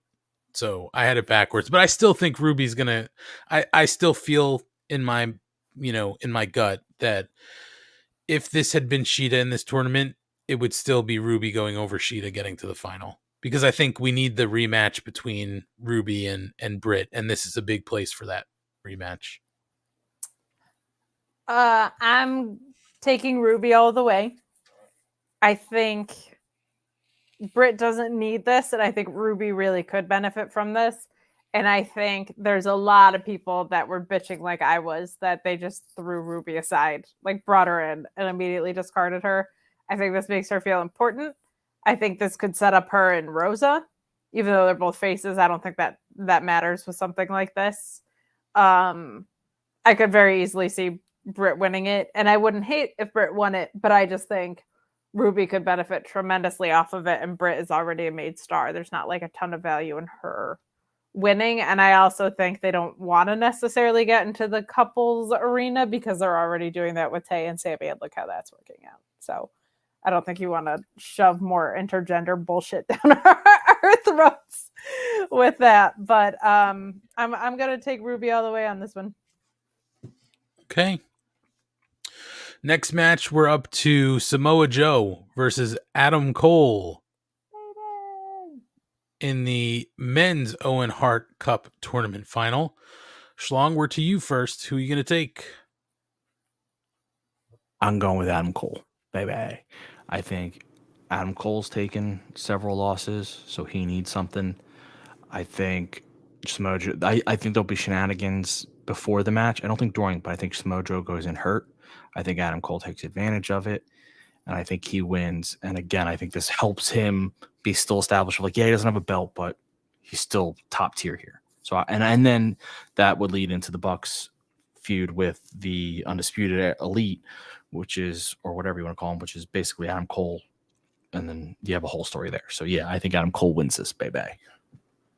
Same. I think Samoa Joe already having an ongoing story outside of this tournament tells you that Cole will probably win it. And I think this is kind of made for him to have a major victory. When you lose 2 title shots back to back, you're not going to be in the TNT title shot for a while, probably. I think it's important to give this to Cole. And I think the story that we saw with Kyle O'Reilly doing some dirty work ahead of time comes into play here. I think this is made for Adam Cole. That's going to be 3 of us. I'm taking Adam Cole. Baby? That's right. You're baby. taking him with the baby? Okay. Yes, please. And I think that that's why Britt's going to win, to be honest. I think they are going to play up this gold standard couple of AEW, maybe not for intergender reasons. I think that for some reason they like these insufferable couples in AEW.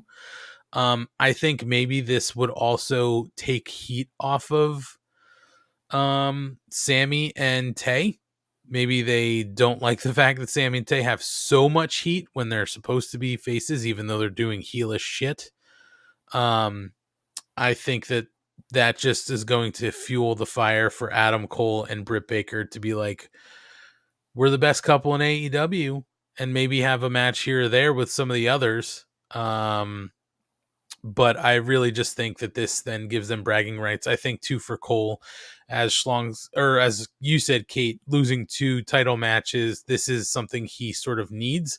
And I think he becomes insufferable here with winning that, right? And saying how he's the best and, you know, he won this tournament, and he'll sort of deny the fact that maybe Joe was hurt or there were other shenanigans if they take place. You know, it's just Cole being Cole. So I see it going that way.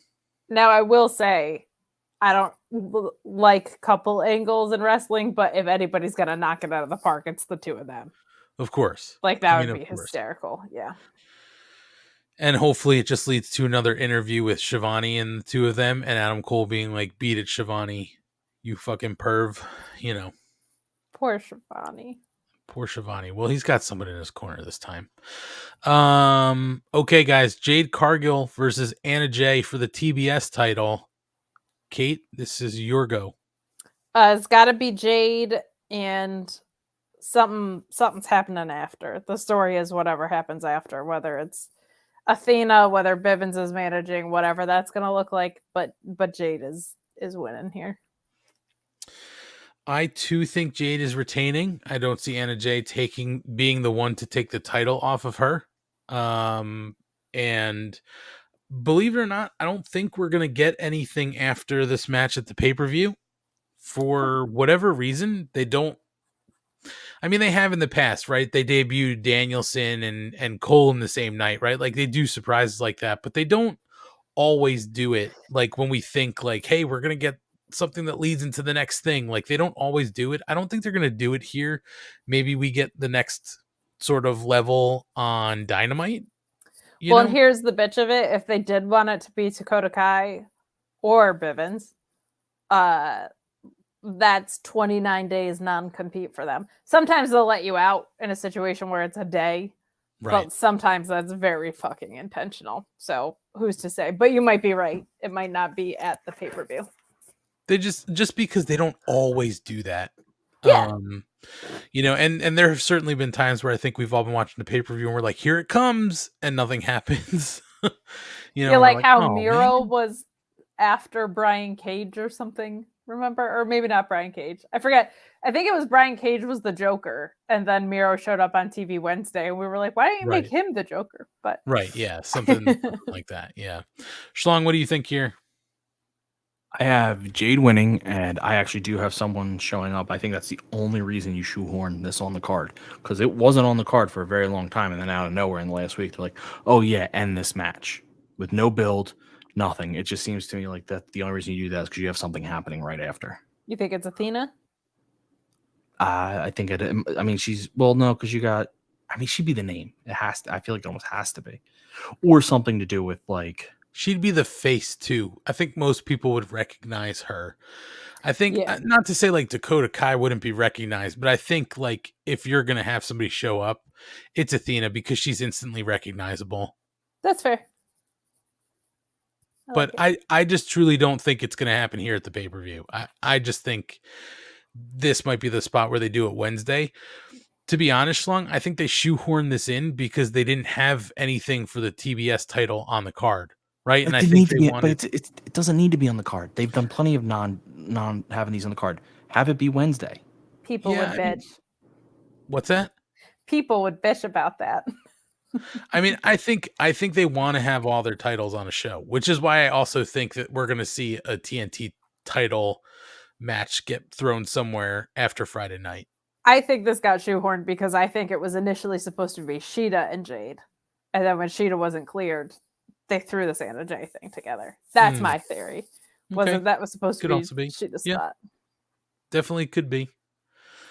But we'll see. We'll see what happens. Next up, Jurassic Express versus Team Taz versus versus Swerve for Glory for the AEW World Tag Team titles. Are we up to me? Yeah, I guess we're up to me first. This is a spot where I could see Jurassic Express dropping these titles, but to be honest, I don't see it happening. I just don't think these teams. I like both of these teams. I like Starks and Hobbs, and I like Swerve and Keith Lee, but I don't think they're established enough to take the titles off of an established tag team. And I think Jungle Boy's been going through his losses, right? And trying to reclaim his losses. You know, Christian sort of been on his ass about that. So I think they win this match. And I think whenever they do drop those titles, it's going to be against some sort of established team. I don't think it would be like Keith Lee and Swerve right away. You know, they just jumped into the picture. You know, Starks and Hobbs, they just, even though they're established and they have been for some times, I just don't think they take the titles. I don't know who eventually does, but I just don't think this is the night. I think it retains for Jurassic Express. Schlong? I'm going with Swerve and Our Glory or whatever the hell it is. I just think they're like Kate said, I think they want to put gold on them. This is the easiest way to do it.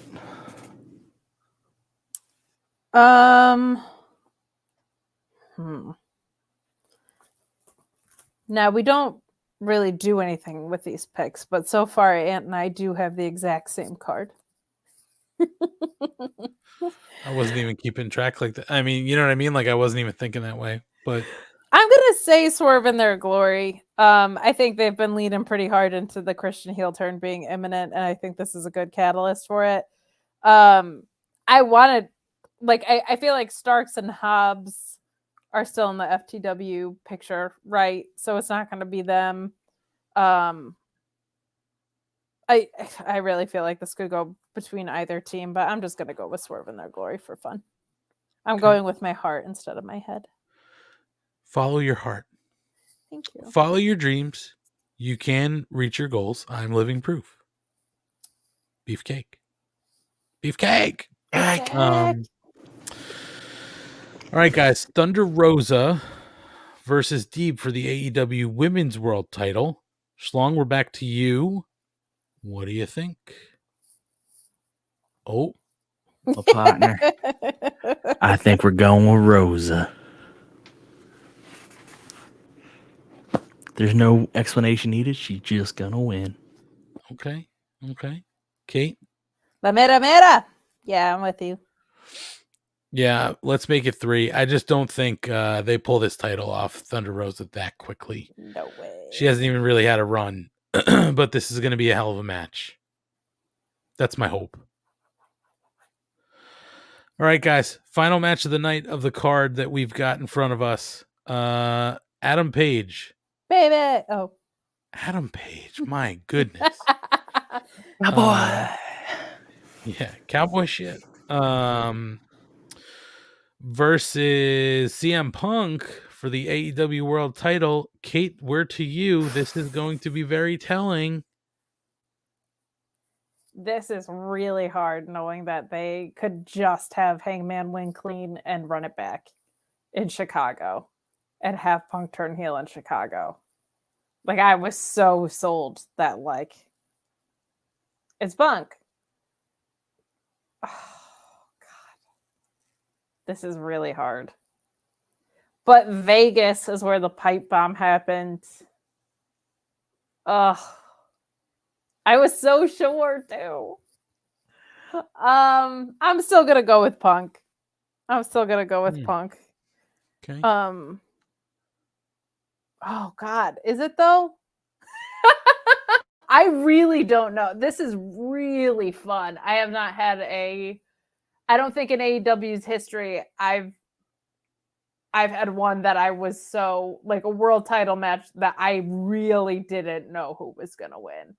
Like, I felt like we all knew when Hangman was going over. I was pretty sure when Mox was going over. I was pretty sure when Kenny was going over.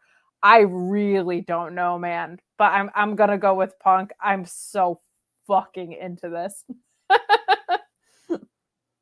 Okay. So you're taking Punk. I'm taking the Cowboy, Hangman Adam Page. Okay.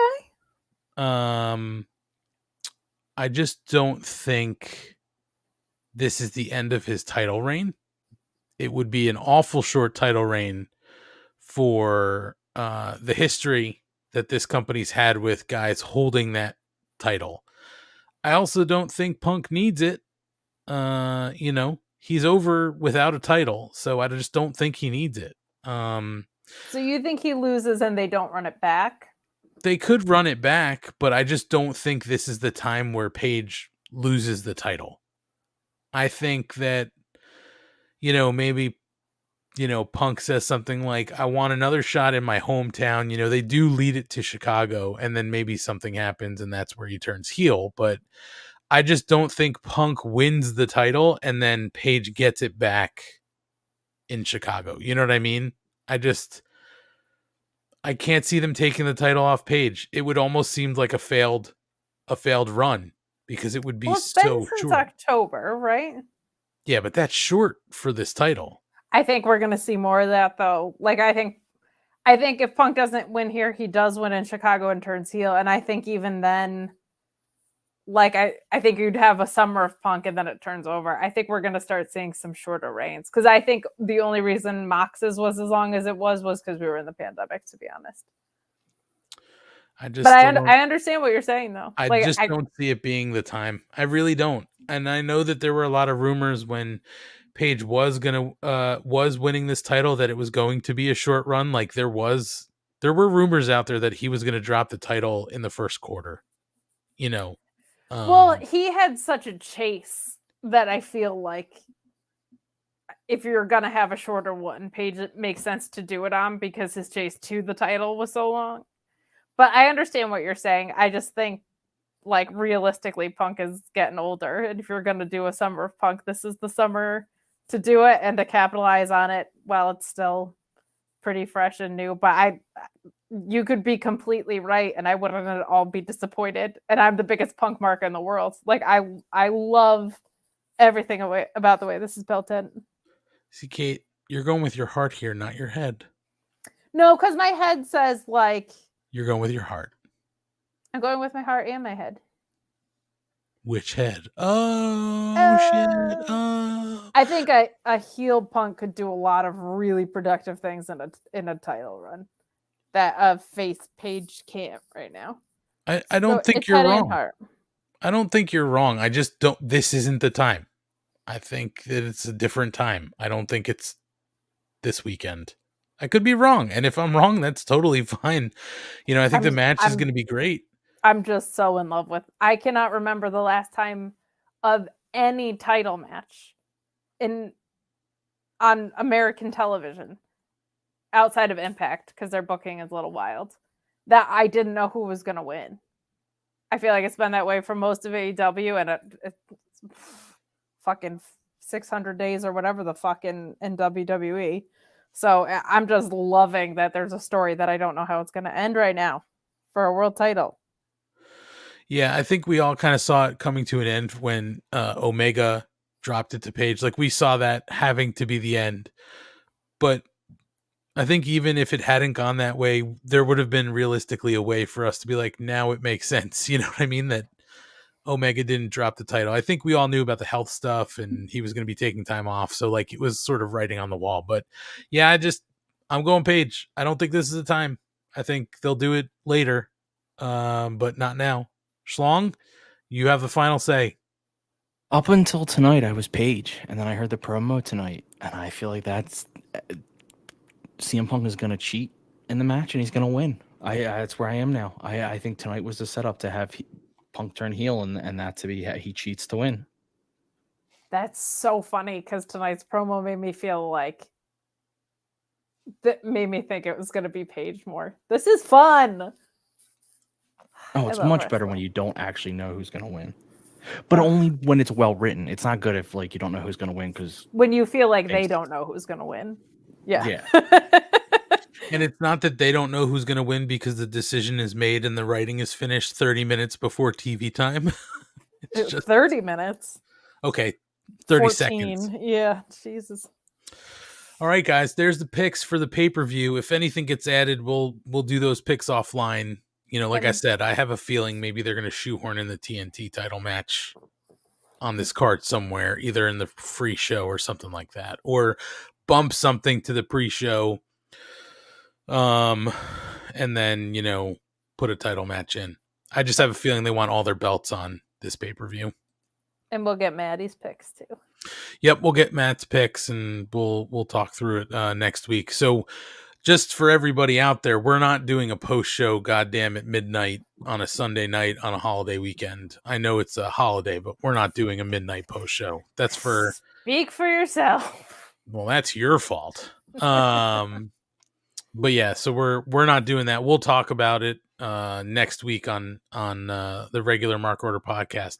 I have very few notes here for you guys. One, Kyle O'Reilly did an interview on the Toddcast podcast, and in it he basically said that he's getting like the main roster treatment in AEW that he never got in the E, but also he revealed that he's going to be with the company for a while. He was asked something about it, and he said, in 5 years, I'll still be with AEW. I signed a 5-year deal with them. So he's with them long term. He doesn't have a short term deal. So this is, we're going to see more of Kyle O'Reilly. So that's good for him.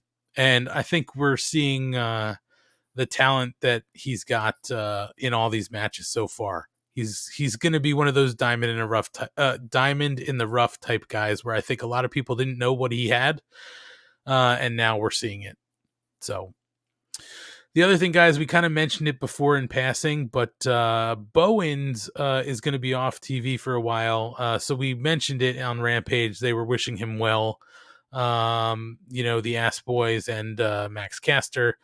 But basically what happened is on the May 16th Elevation, he had a match, but he didn't really do much. He kind of tagged in to get into the match, but he didn't really do anything. Bowens tweeted on Rampage on May 20th, while Rampage was airing, that he'd undergone a knee procedure. It said, without getting into too much detail, because of the attack after Elevation on Monday, I had to undergo a procedure this week to fix my knee. Story of my life, 1 step forward, 2 steps back. And he put a picture of himself in a hospital bed. So that was the weird thing, is there wasn't really an attack on the show.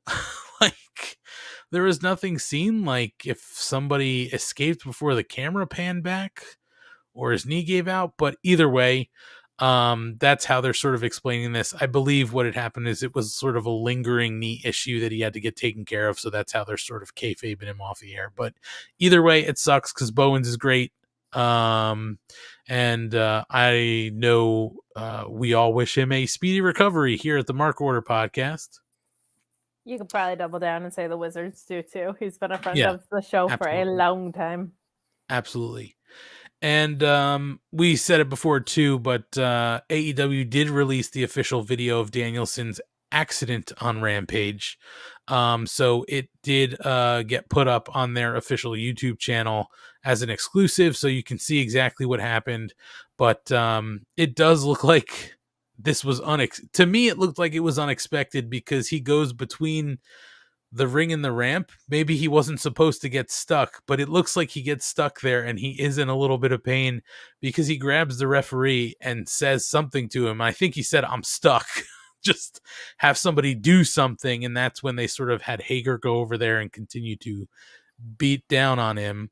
But then it clearly afterwards, you could see everybody trying to push the steps or push the ramp back in the ring. So it did look like he got stuck, but clearly not injured, as he's in action on Friday night. So just calling that out there. If you didn't see the video, it is official on the AEW YouTube page.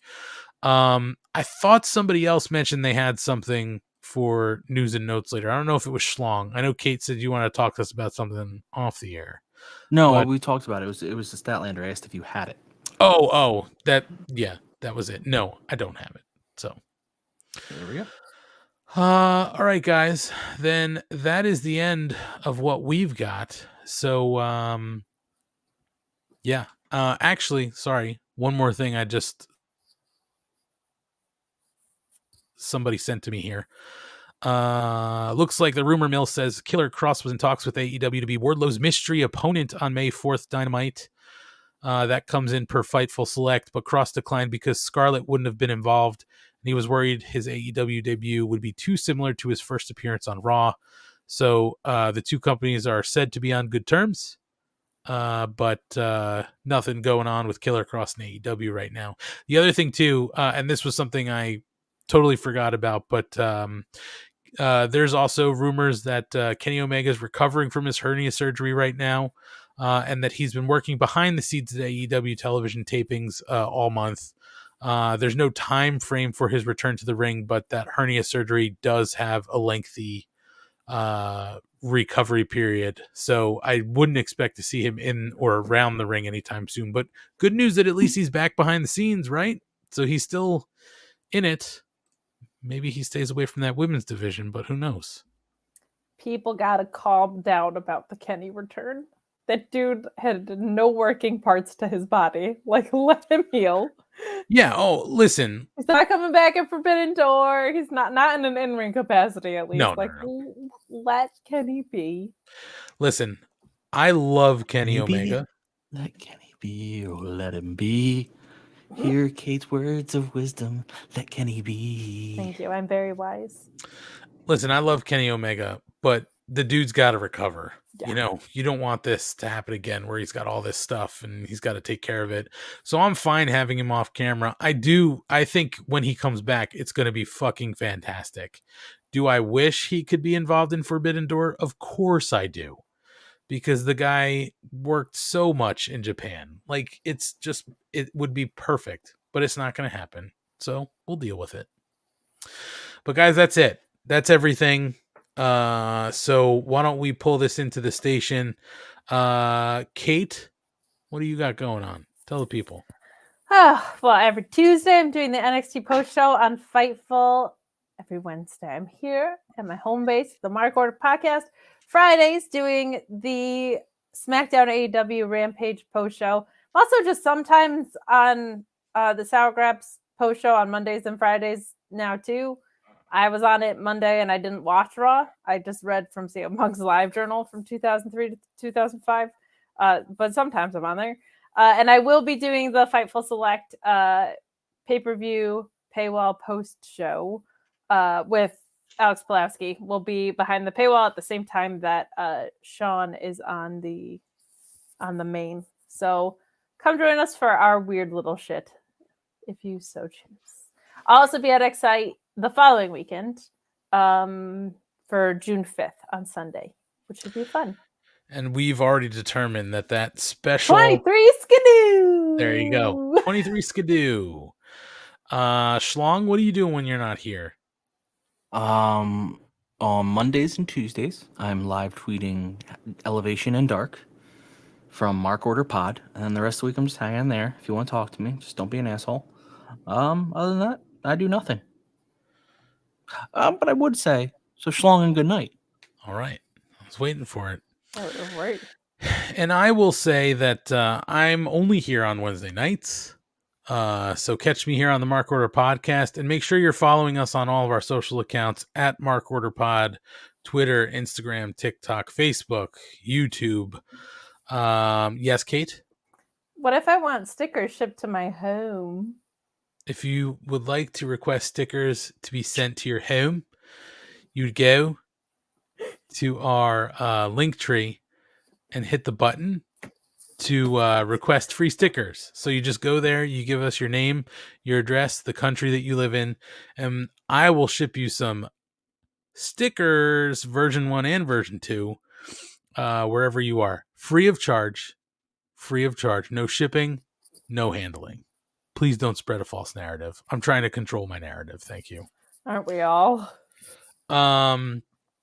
If you are listening in podcast form, we love you for the support. We thank you for listening in podcast form. Make sure wherever you're listening, you are subscribed. to us, and that you rate, review, all of that stuff helps us, in the algorithms on those platforms. But you know what happens if you give us a 1-star review? We What? go, oh no. Oh no, I gotta go home.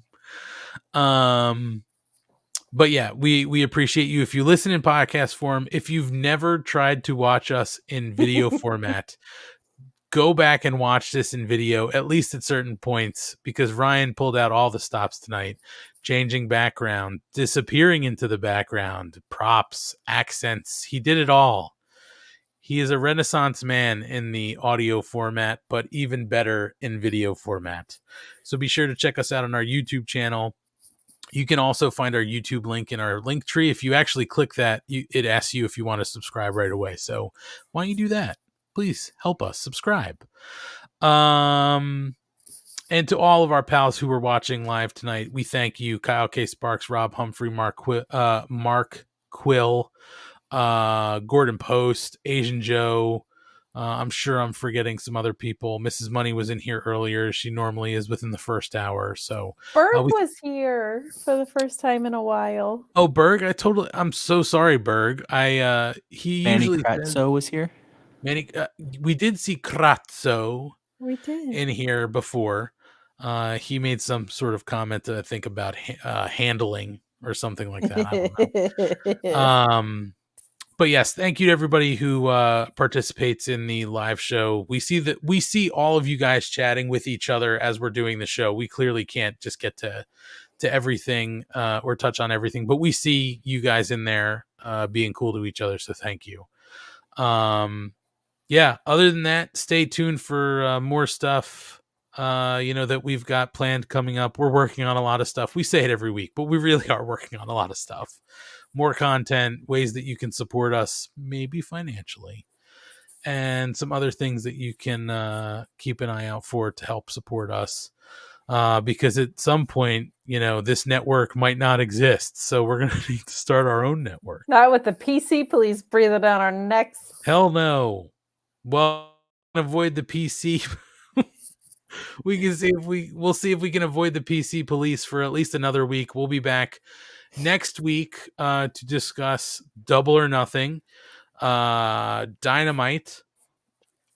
Maybe we get an idea of what's going to be happening at the Forbidden Door after the pay-per-view this Sunday. So we'll start to talk about that kind of stuff.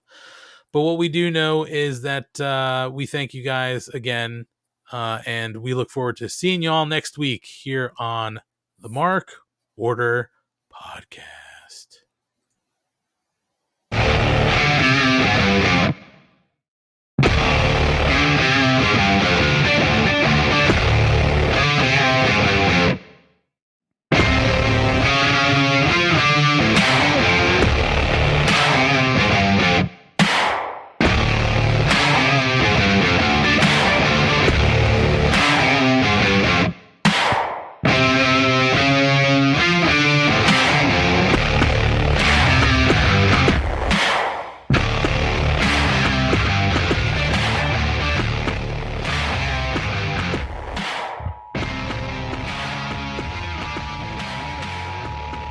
This concludes the Mark Order Podcast.